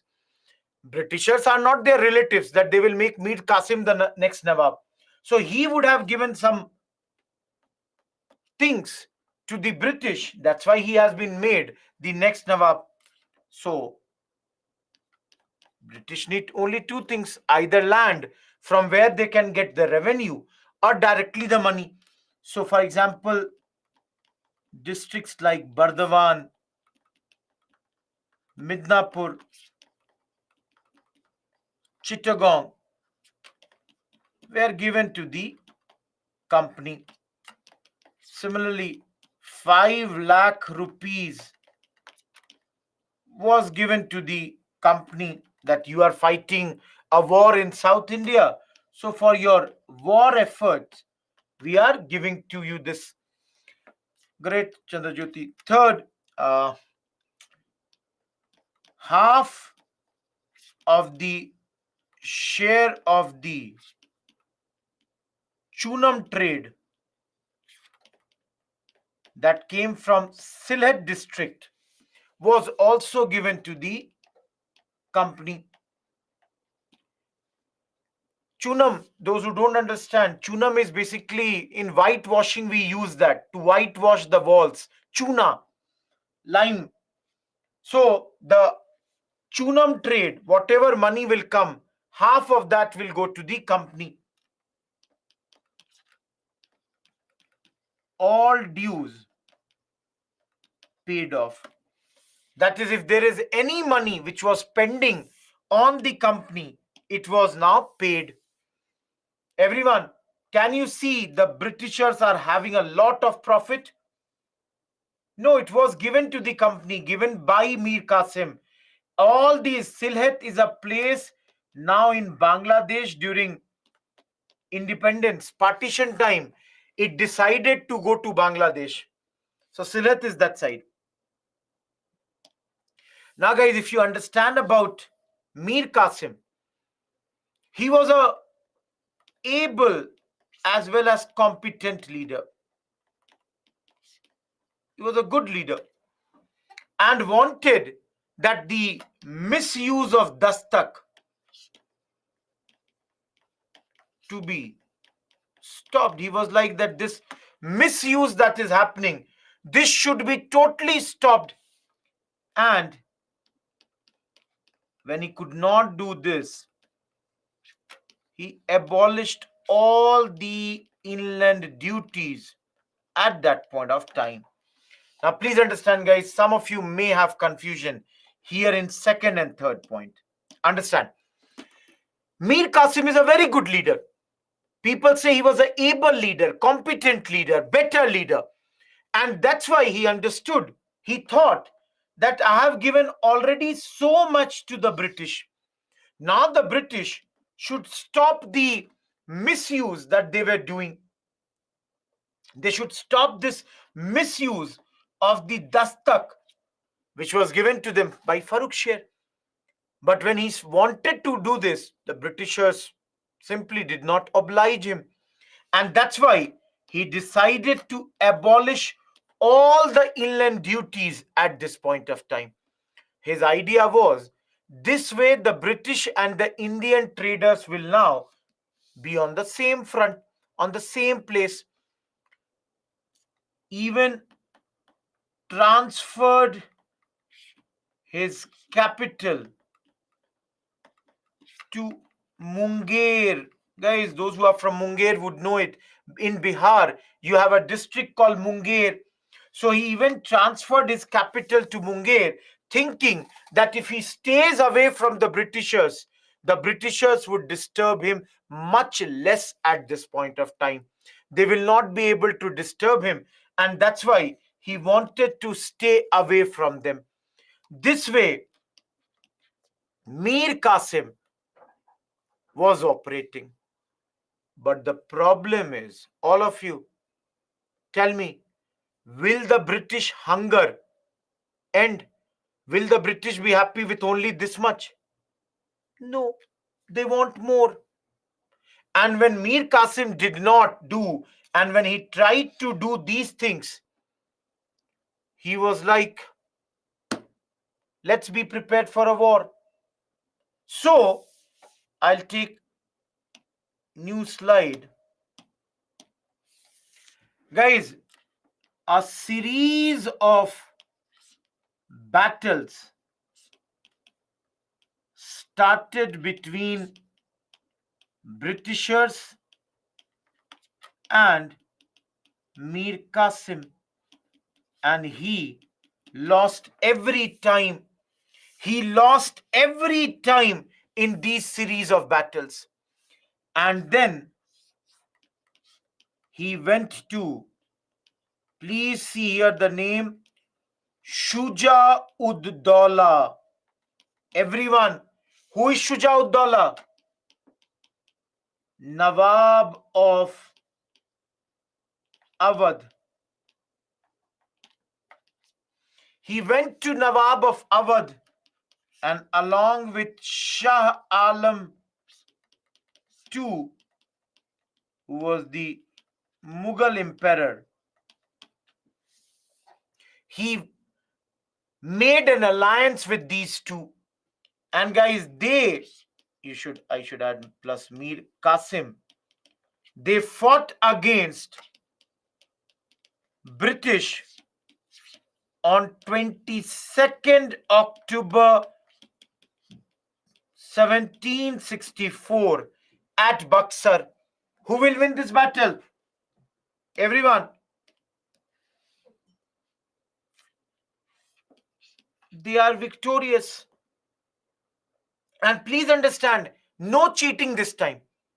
British were there with their best army, Indians were with their combined best army, and yet British won, which clearly showed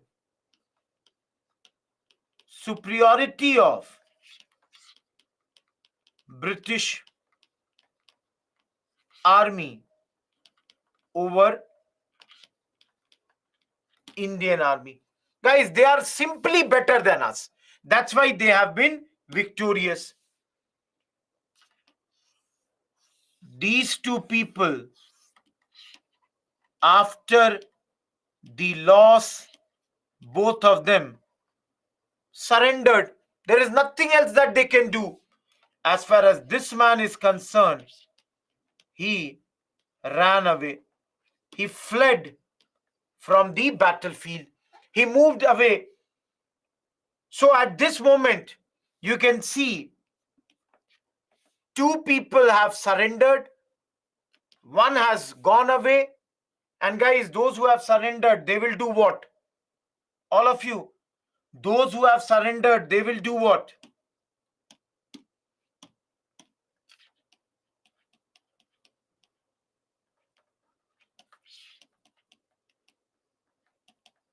Treaty of Allahabad. They will have to surrender. They have surrendered. And if you have surrendered, sign this treaty.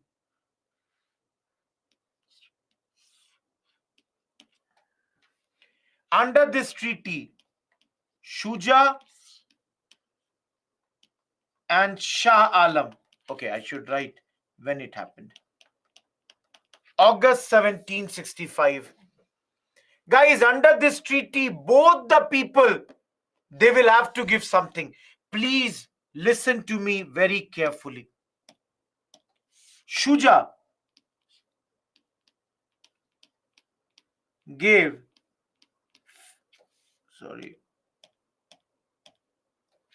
50 lakh rupees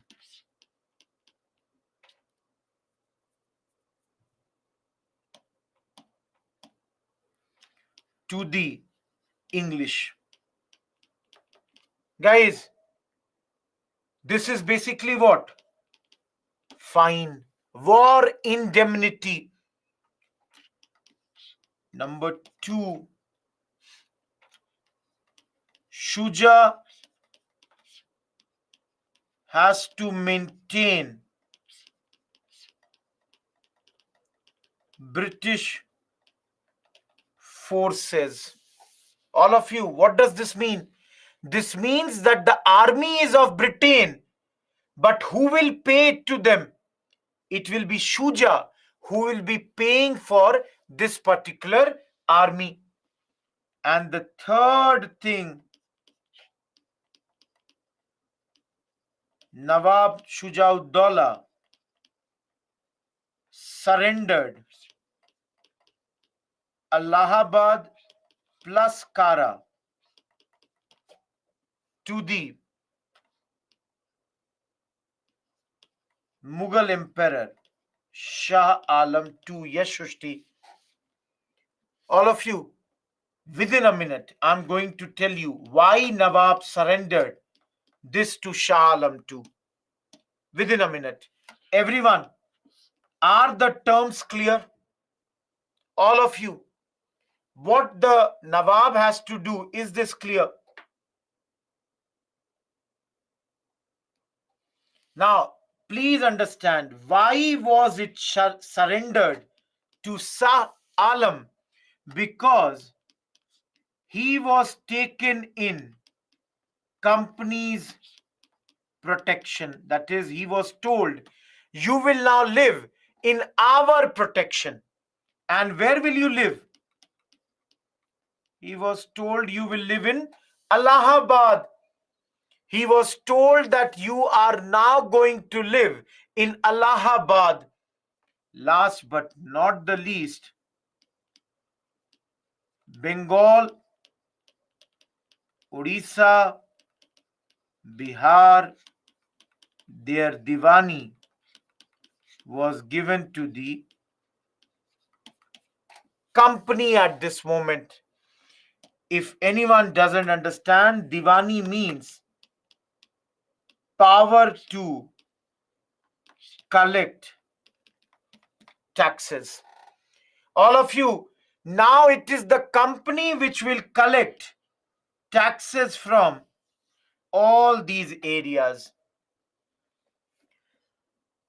Here, is this slide clear to you people? I've already asked about Shuja, Shah Alam side. Is Shah Alam's point clear? He will stay in Allahabad. That was also taken small territory, Shalu. Shah Alam will live in here under company's protection, and he will be giving the Diwani of all these places to the company. That means in these places it is now company's responsibility to collect taxes. Clearly, guys, indirect rule. And king in return will get pension from the Britishers. If you all remember, we have already studied that he was the first pensioner. Shah Alam II is the king of India, not the zamindar. On paper, he is the ruler, Shalu.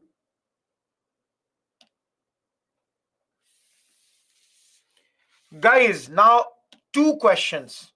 All of you, please understand. Everyone, my simple question is, if this is our map,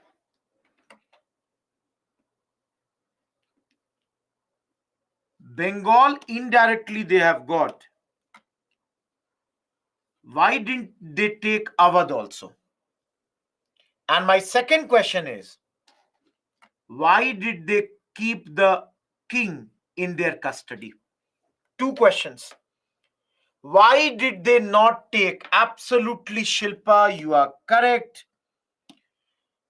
Awadh was not taken because this way it would be acting as a buffer state. Because this side you have Afghans and here you have Marathas. And the British did not want to clash with the Afghans or the Marathas at this point of time. Everyone, am I clear with this? All of you, am I clear with this? Number two, guys, they wanted to have the king in the name only. Everything would be done in the name of Shah Alam too. But actually, it would be done by whom? British. But in the name of Shah Alam, that thing will happen. Buffer state means between two large states, a smaller state is there. For example, between India and China, Nepal is there. This way, the borders of the two countries don't meet and the chances of fight is less. Everyone, is buffer state clear? Of course, very soon, Robert Clive, he became the governor at this point of Bengal, and they started ruling on Bengal through something called dual system of administration. Dual system ring fence policy, Joshua, we will study day after tomorrow. Last point, guys, because series of battles between British and Mir Qasim had begun since 1763. So, Mir Zafar was made the Nawab again in 1763, and after his death, his son Nizam-ud-Dawla became the Nawab of Bengal.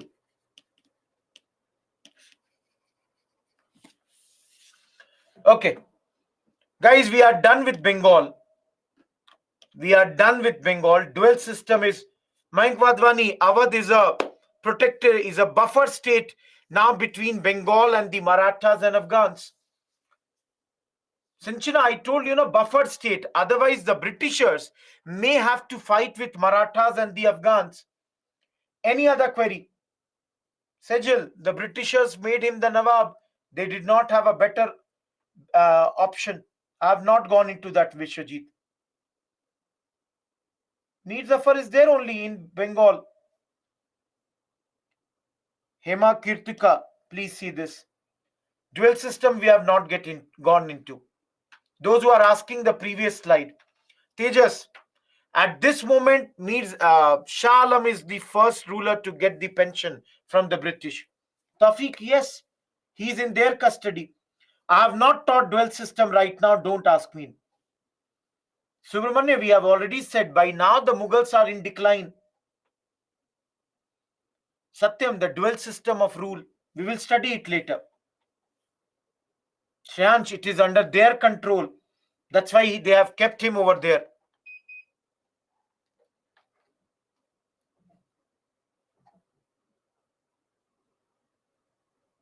Gauri, right now in the name of them. Yes.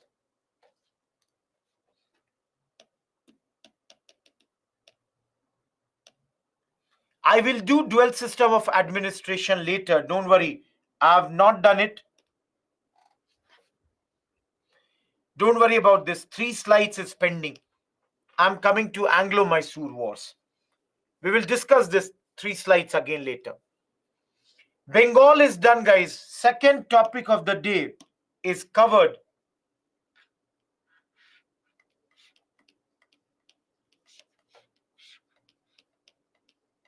In and around Delhi, Tawfiq. In this 32 years, 4 wars between Mysore, British, Mysore mainly Hyder Ali and Tipu Sultan, and British mainly there Madras army. Series of battles, and ultimately it will result in the end of Tipu's rule, and Mysore will also be annexed by the Britishers. Now everyone, first of all, look at this map. Is the map clear to you? All of you, please see the map. In South India, Mysore is one state, Hyderabad is second state. You can understand Marathas are here. This is Carnatic. Of course, Madras, Pondicherry. And please see this area, present day Odisha and parts of Andhra is Nadan Sarkars. Everyone, can you see this? This is a very simple topic, except the first war. And for next 10 minutes, focus on the slide, because the first war is the only confusing war in this. Rest 3 are very simple. Please, for the next 10 minutes, focus here.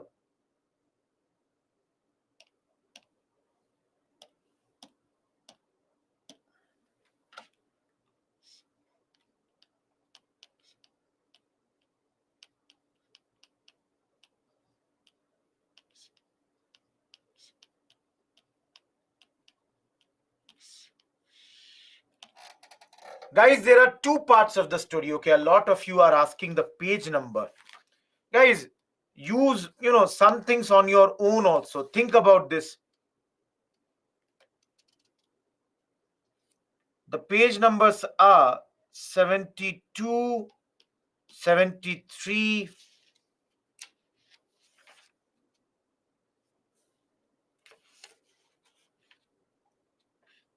74,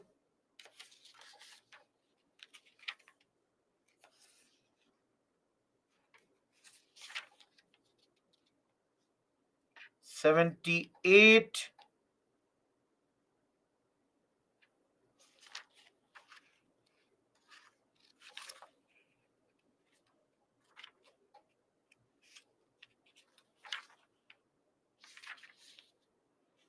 Done. Am I clear? Page numbers.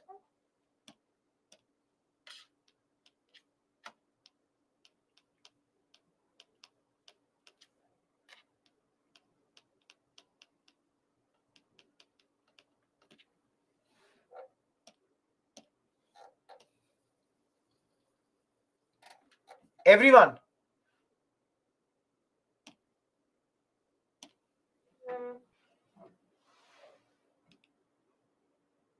See here now. All of you, which are the three powers in South India?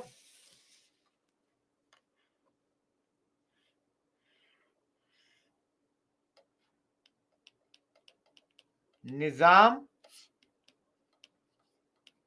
Mysore, Marathas. Everyone, Carnatic is a small power, the three big powers. Now, everyone, tell me what type of relations these three had. Do you have any idea what type of relation these three had with each other? I've already written, Shekhar. Please see the first line. Guys, they all fought with each other. Everyone was having some conflict with each other. Rohit Kumar fought with Shiva to get some territory. Shiva fought with Shubham to get some territory. Rohit Kumar fought with Shubham to get some territory. So all of them were having conflicts. And Hyder Ali had issues with British also. Now, guys, in this, the problem was that Hyder Ali was defeated by Peshwa Madhav Rao. Yes, Shekhar. In 1764, 1766. Everyone, am I clear till here? One part of the story. Second part. All of you, tell me, I'm showing you a map.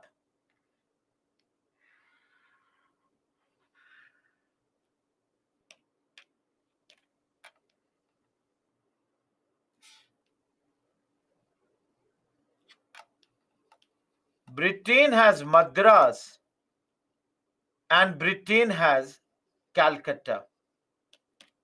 Every one of you, you tell me, if Britain has to go from, thank you, Shekhar. I made a mistake which Shekhar has pointed out. I wrote 69 here, 99 here. That should be 69. Thank you, Shekhar.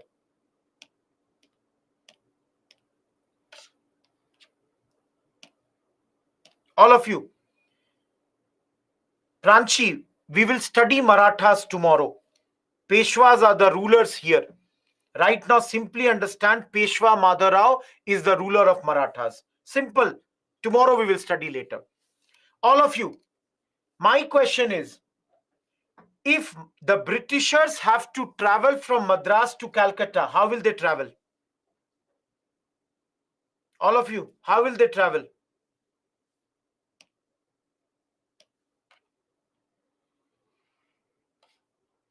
through sea, or the next option is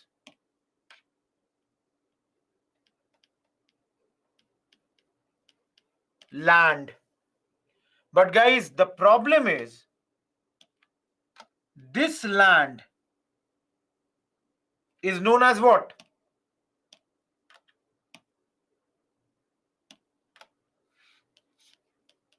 Northern Sarkars.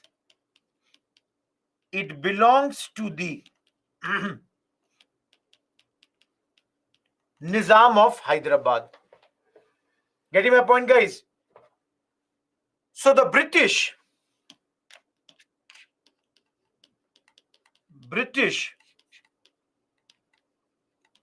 asked for Northern Sarkars from Nizam. He said no. Britishers said to Nizam that, see, we want this territory, please give it to us. Nizam said, I will not give it to you. All of you, we just now studied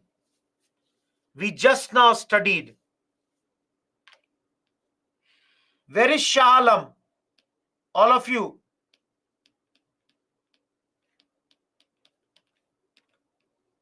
Shah Alam II was in Allahabad in British custody, and all of you remember, technically he is the ruler of India as the Mughal ruler. All of you, on paper he is still the ruler of whole country, and that's why the Britishers through him got Northern Sarkars. So on paper they got it from him, that see, Northern Sarkars now belongs to whom? It belongs to the Britishers. All of you, am I clear with this? Every one of you.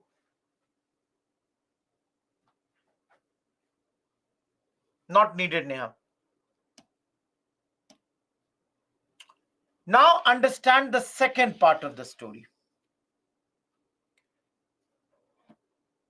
Hyder Ali. See here, everyone, for 5 minutes focus on this side.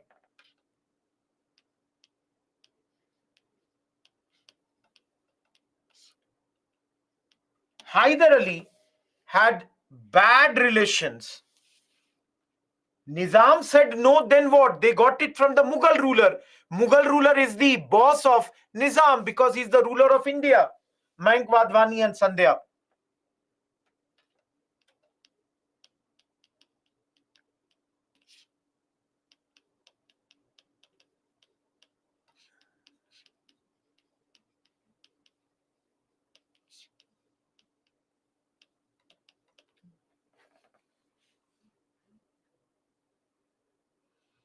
All of you, Hyder Ali is having a war with all of these. Everyone, is this line clear? Hyder Ali has a bad relation with all these powers. British, he was fighting. Nizam, he had bad relations. Marathas, he had bad relation. Carnatic is the ally of British. But then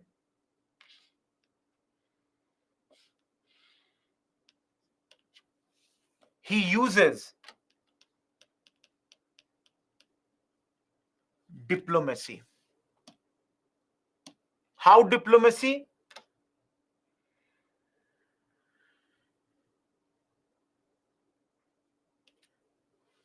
First of all, he says to Marathas, Bhai, why are you fighting with me? You need money? I will give you the money. You become neutral. So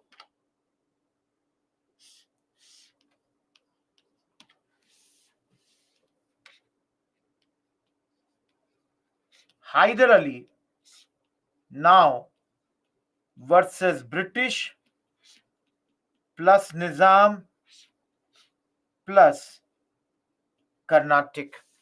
Because guys, Marathas have become neutral now. They are like, okay, you give us the money, we are leaving the battle. Next, Hyder Ali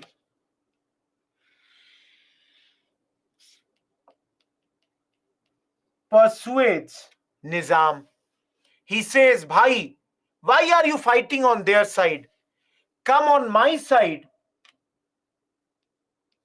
Whatever territory I will conquer, I will share it with you. So now, guys, it is Hyder Ali plus Nizam versus British plus Carnatic. It is like politics of these days. Nobody is permanent friend, neither permanent enemy. So now Nizam has come on this side. Now all of you, if you observe, Mysore and Nizam, they both were Muslim states. But then there was a difference. Mysore and Nizam, even though they both were Muslim states, Nizam was his father, forefather, all rulers. Hyder Ali, on the other hand, was an ordinary soldier. So, these two had a lot of suspicions about each other. And so, very soon, it became Hyder Ali versus British and the Carnatic. And in this, the war continued for 2 years as mentioned, and suddenly Hyder Ali changed his strategy and attacked British in Madras.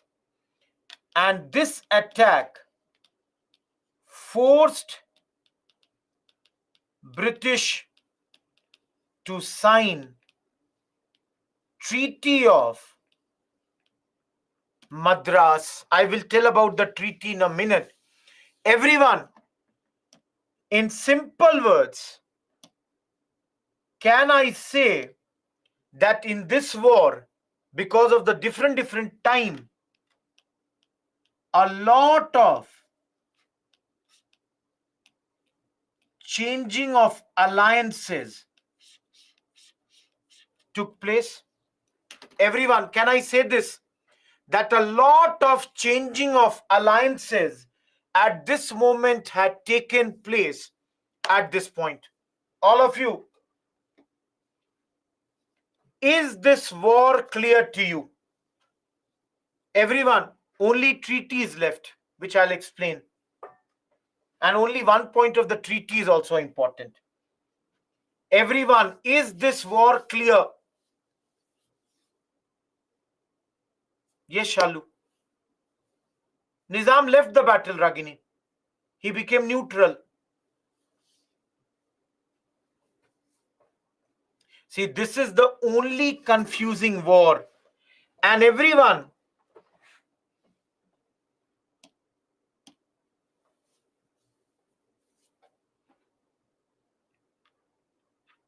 Britain lost. How did they lose, Uni? What do I say here?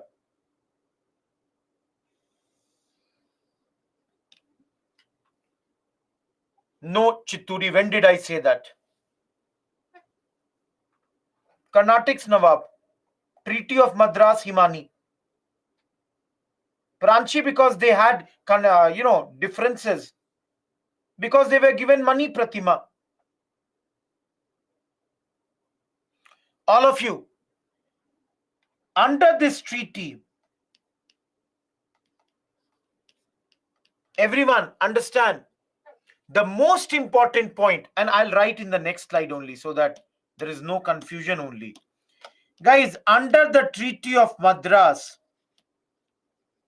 the most important point was that,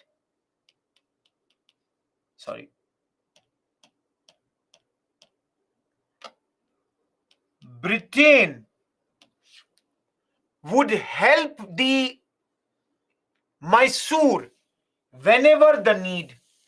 So Britain had to help Mysore if attacked by any other power. Guys, this is the most important point. Britain had to help whenever Mysore is attacked by, let's say, Maratha or Nizam. But the problem is, Britain did not help Mysore in 1771 when Marathas had attacked Mysore. When Marathas had attacked Mysore, Britain did not follow this treaty. And please understand, you can clearly understand that this will become the reason for the next war, that the Britain did not help in the first war. Am I clear with the treaty? The most important point, see, other thing like exchange of prisoners, similarly restitution of territories, they are very simple points. This is the most important point.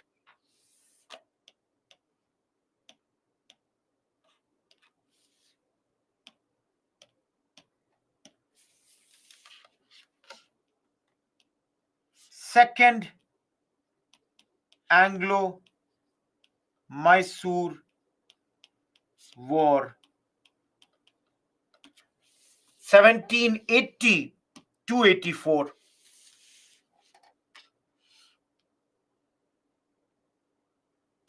Everyone, tell me the reason. All of you, reason of this war. British breach of faith. That means they non-observed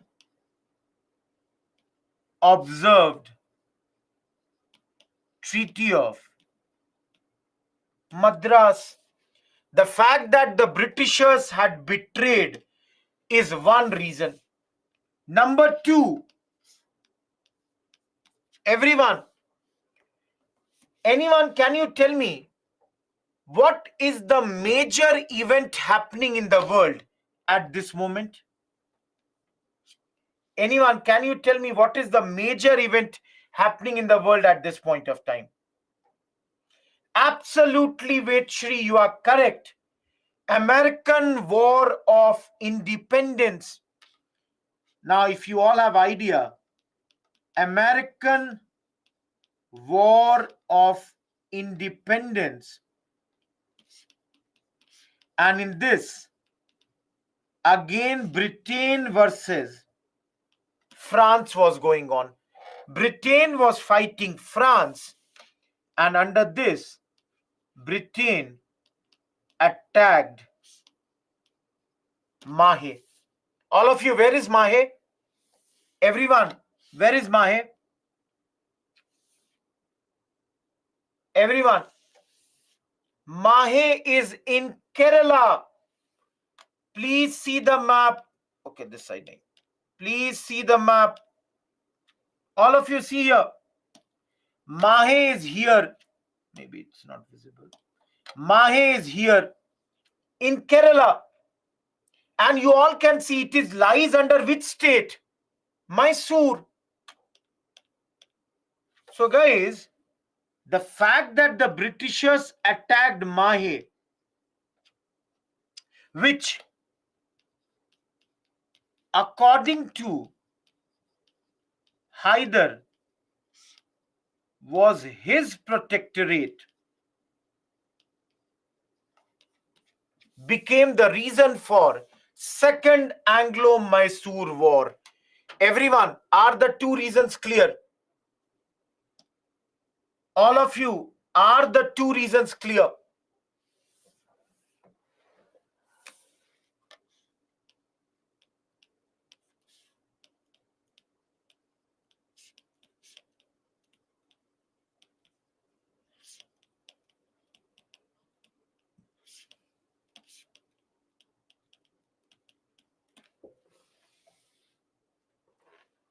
Second reason is very clear. American War of Independence is going on. French and British are fighting. Britishers have attacked French territory, Mahe in India, which according to Hyder Ali is his protectorate. British should not have done that, and that's why Hyder got a excuse for this war. Those who are asking point number one, I told you, Madras, that promise was whenever Hyder is attacked, British should come to his help. They never came to his help. That's why these two became the reasons for the fight. Hyder now has formed an alliance versus British. Now you all will say, why is Marathas here? Because Marathas also had an ongoing war, which we will study tomorrow. The first Anglo-Maratha war was going on right now. And Nizam also took the side of Hyder in the beginning. But then, for British, Warren Hastings did diplomacy. What is a diplomacy? Gave Guntur to the Nizam. So gave one area to Nizam, and thus this became Hyder plus Marathas versus British. Now, tomorrow you will study with Marathas they signed Treaty of Salbai and made Marathas their friends. So now it is Hyder versus British. Sometimes somebody is winning, sometimes somebody else is winning, but the important thing is 1782, Hyder Ali died because of natural reasons, and that's why now it became Tipu versus British. Tipu versus British. Now this war went till 1784, and then both the sides signed Treaty of Mangalore. Guys, look at the term status quo antebellum. Status quo antebellum is a French term which means whoever was wherever before the war, go back to that position. Nobody has won the war. They have stopped the war because they both felt it is a meaningless war. But then some historians say this is last treaty where an Indian ruler is on equal footing. That means it is not the ruler who wants the treaty to be signed. It is rather the Britishers who are more interested in this treaty. Thus, this war has no tangible benefits. Nothing came out of this particular war. Venkatesh, I told you Marathas also at this moment are fighting. Anglo-Maratha war. So they are also fighting with the British. Everyone, is the second Anglo-Mysore war clear? All of you, is the second Anglo-Mysore war clear? Thank you.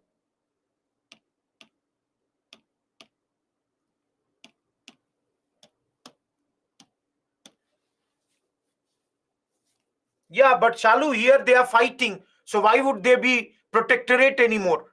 If you are fighting with them, do you expect that they will protect you? No. They are fighting. French and British are fighting at this moment. Third Anglo-Maratha war. Everyone, who will be fighting from Mysore side at this moment? All of you, who will be fighting from Mysore side at this moment? Please, Hyder Ali has already died. So how can he fight? Only Tipu.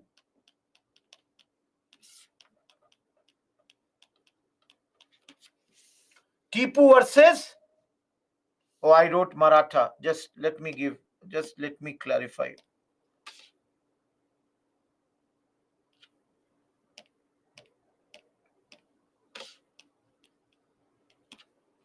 So Tipu versus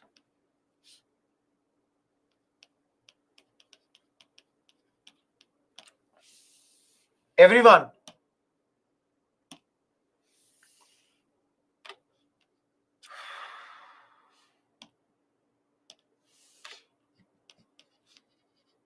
Britain has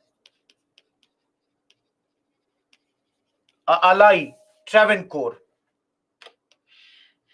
Guys, here is Travancore. Now what has happened is Travancore and Tipu, they had dispute. The state of Travancore and Tipu at this moment got into a dispute. What is the dispute? Travancore purchased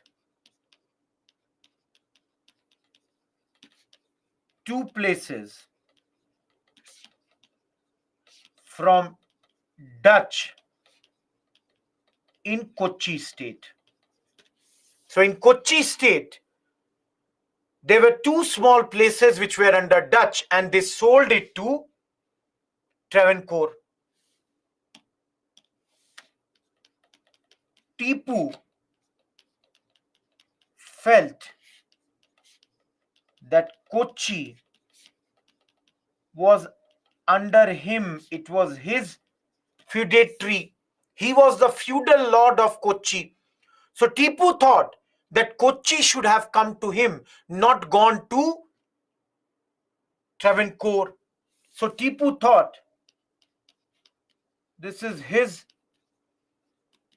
rights violation. So guys,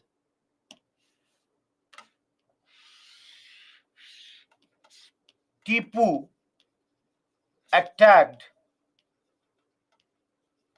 Travancore. All of you, if you will attack my friend, will I fight with you or not? All of you, do you understand why British came? All of you, the reasons for the third Anglo-Mysore war is Tipu's fight with Travancore. And see now, let me show you something. From British side, here is Cornwallis. He is the Governor General. Everybody, please look here. Tipu on one side versus British plus Maratha plus Nizam plus Kurg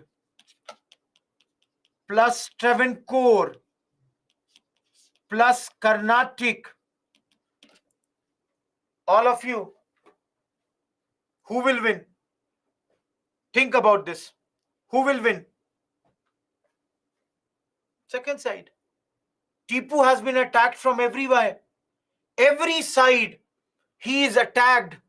Those who are thinking why all of them have come against Tipu, Cornwallis said to everyone that once we win the war, Tipu's territories will be divided between us. Guys,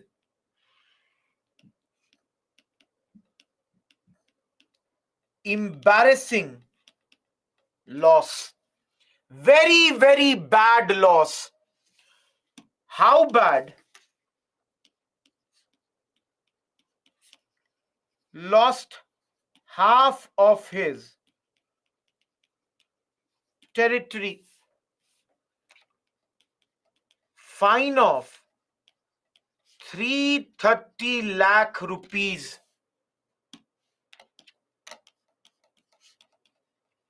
because he didn't have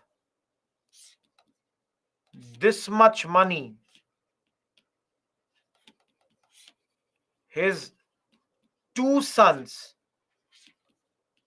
were taken by British, that till you don't pay the money, your two sons will remain with us. All this under Treaty of Seringapatam, which is the capital of Tipu Sultan. Tipu Sultan has been defeated very, very badly. If you all see, after the Third Anglo-Mysore War, this is the areas which were taken by British, Nizam, Marathas. All these have taken this.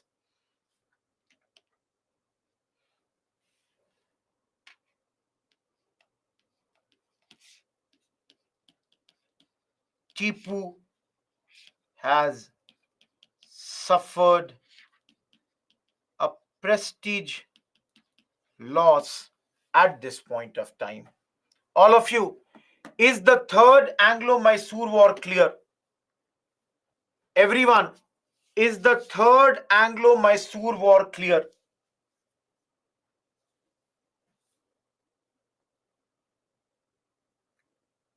Lastly, it's a very simple thing, Sneha. I cannot repeat summary, everything you want. Not possible, understand?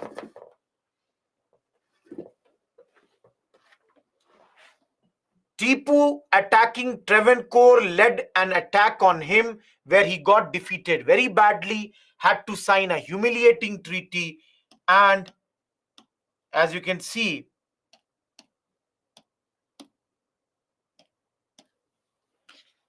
Fourth Anglo-Mysore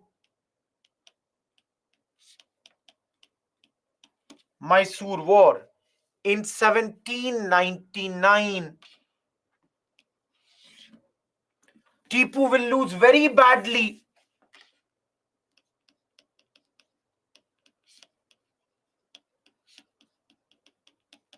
Tipu will lose, will die.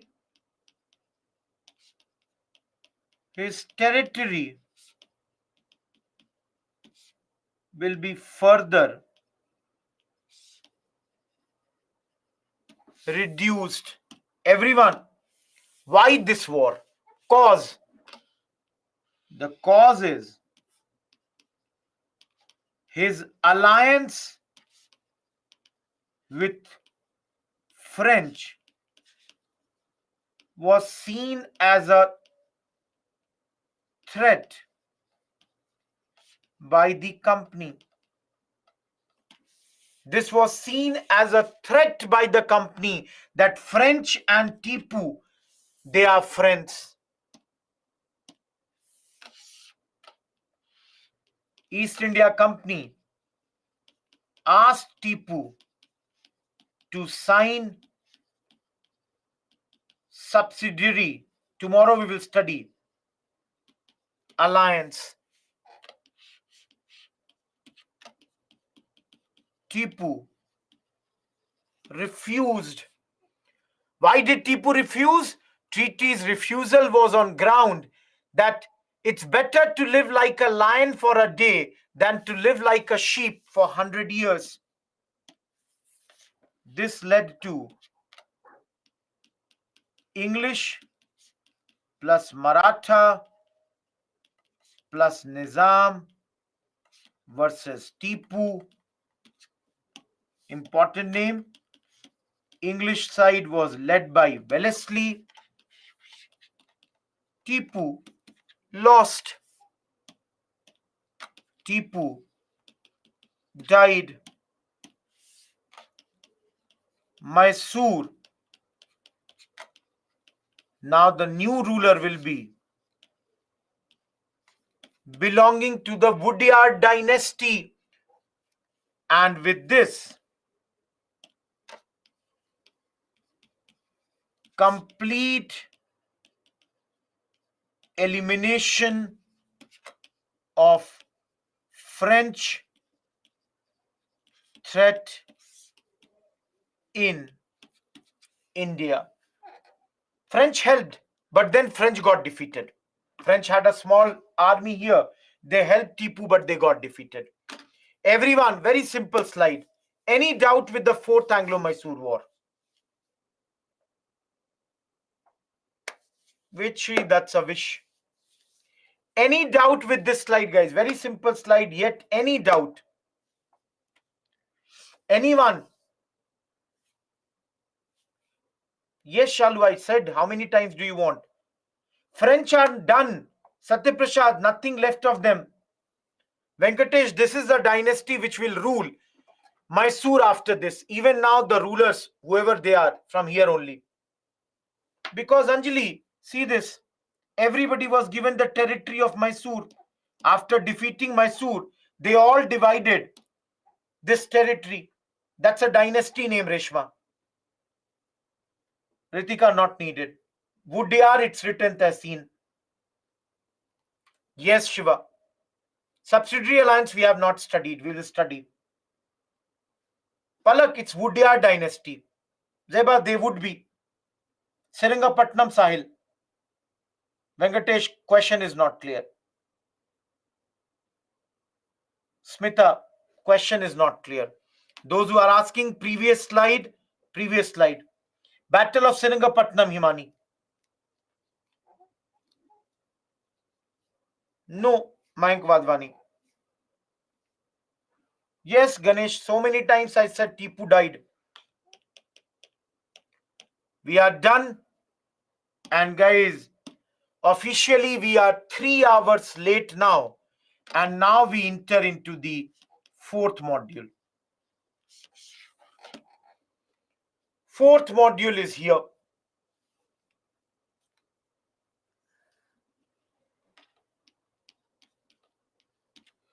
Under this,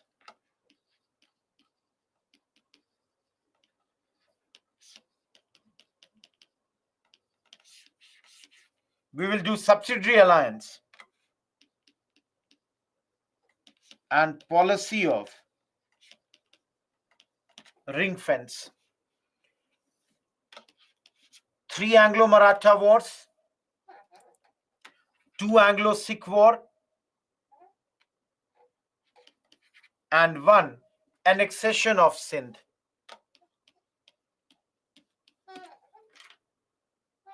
They participated in Mayank Wadhwani.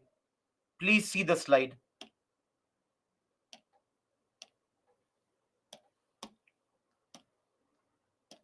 All of you. Dual administration we have not done. Have patience. Everyone. No. Shalu, when did I say that? Please study. In the previous chapters, we have already said Kochi, Travancore, Chirakkal, they were all separate states. See, in history, if you forget the older things, it will become tougher. Getting my point? Please see, I'm making a notes for you.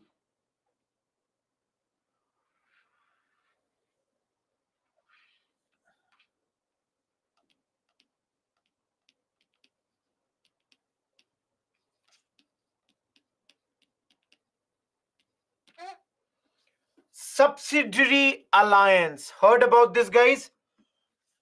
Everyone, have you heard about this?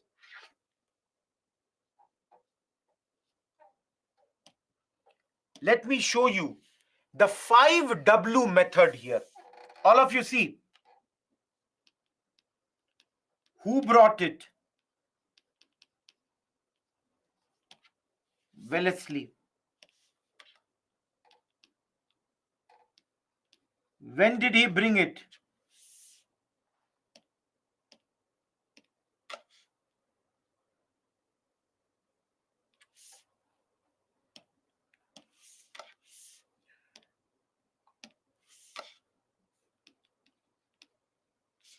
(1798).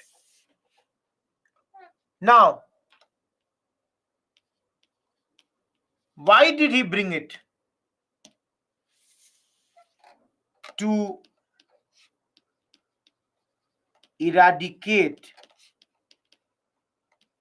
French threat. Who is from France at this moment? Napoleon. So guys, who, when, why? I'm writing where here only. Which all places did he apply this? Examples are Hyderabad, Awadh, etc. Now comes the most important W here. What exactly is subsidiary alliance? Everyone, 5W approach.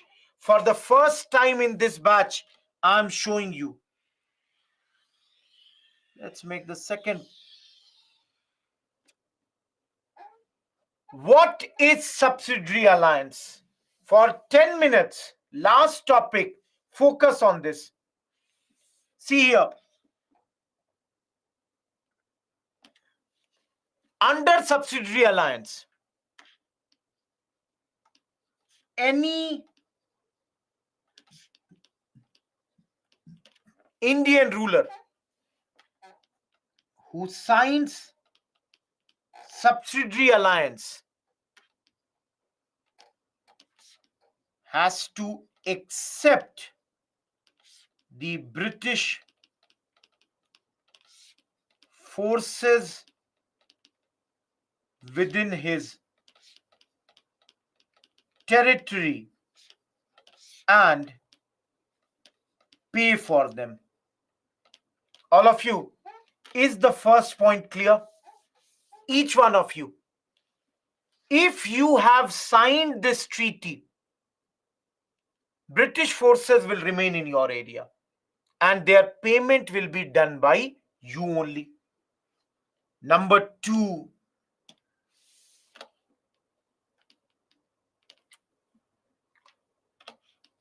a British resident will live in his state. A British resident will also live in your state. No, Chituri, you are wrong.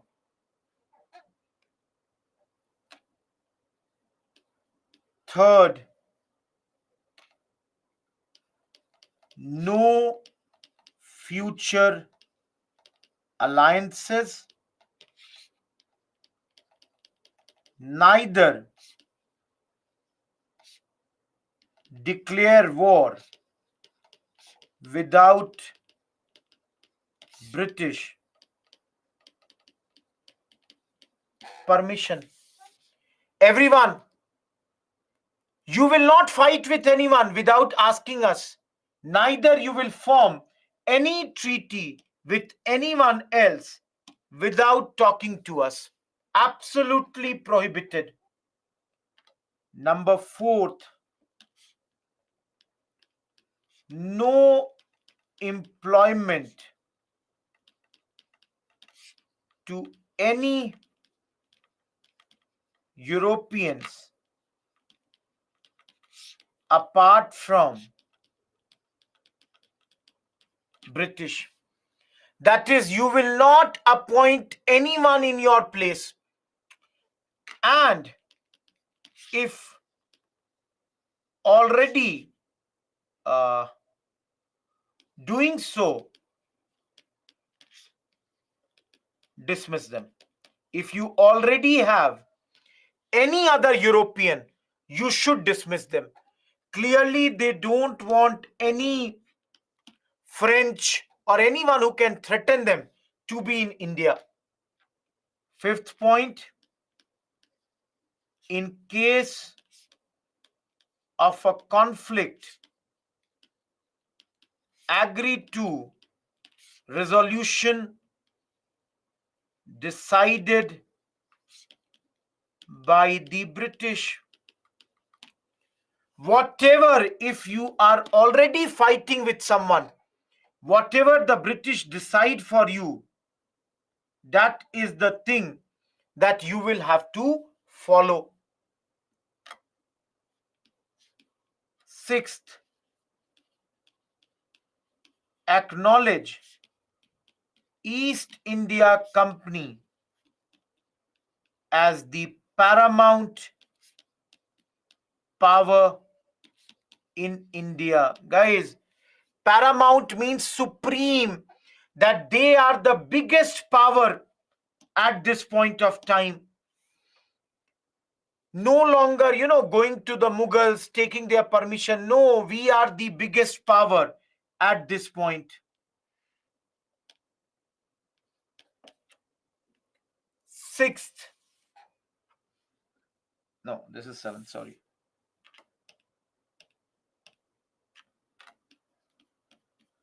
Seventh, please understand, if the ruler fails to pay for the army, then some part of their territory will be taken away. If you have if you have not paid for the army here, if you did not pay this, we will take some of your territory at this point of time. Now, guys, if you all remember, this was meant to be an alliance, but here everything is being done by whom? Here everything is being done by the Indian ruler. So the last point was, in return of all this, the company promised to protect the state from external dangers and internal disorder. So company is saying, if you follow all these points, we will give you protection both from outside and inside. Chitturi resolution. Everyone, don't you think that any state with signed subsidiary alliance is losing everything? For example, British Army will live in your territory. British resident will take care of everything. You cannot have any alliances on your own. You have lost that power only. You cannot give employment to anyone you want. Every resolutions, if there is any war going on, will be decided by the company. EIC will be the paramount power instead of, let's say, Mughals. If you don't pay, the worst thing is your land will be taken away. And in return of all this, they promise that they will protect you, but reality is tomorrow you will see they will create issues only at this point. Everyone, am I clear? Absolutely, Raj, you are correct. Hyderabad was the first state to sign this, and Awadh was the first North Indian state to sign this. Yeah, Shalu. All of you. Simple question.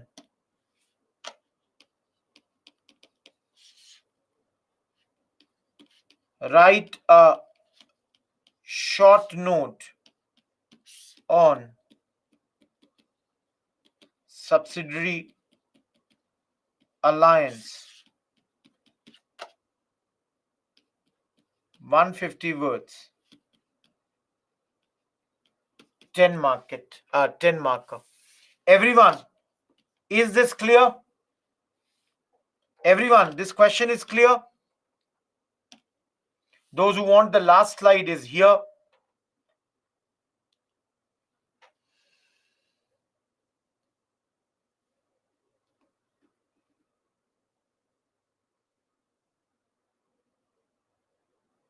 No, Anjali.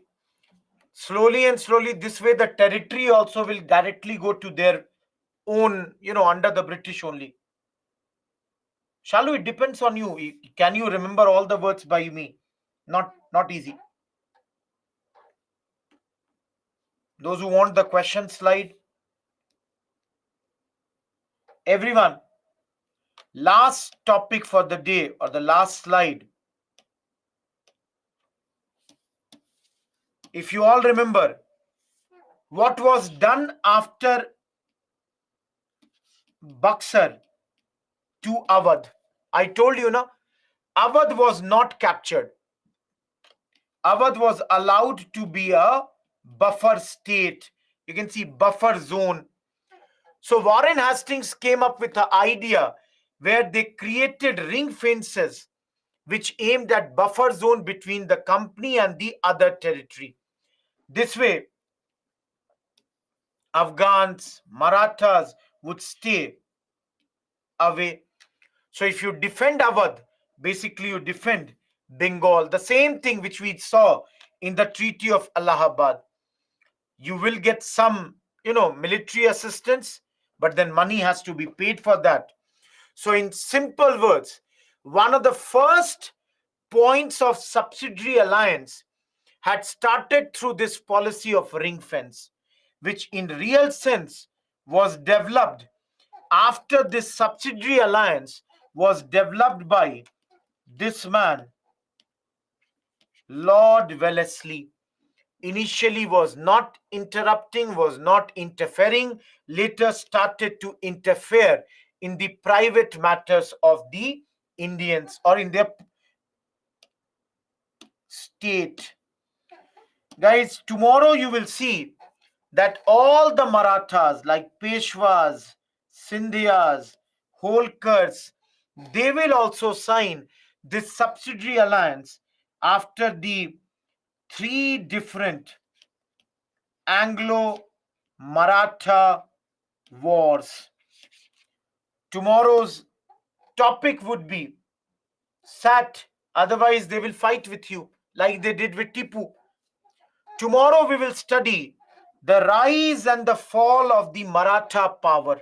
You can see this yellowish position. The only one who had the potential to take the place of Mughals, had many great commanders, were very brave people, but unfortunately did not have the vision how to form an all India empire was something that they did not know, did not have unity, and that's why, even though they were successful in removing the Mughals or in the decline of Mughals, but they were not successful in forming their own state. Getting my point? Tomorrow, we will start from here, where we have already studied this under later Mughals.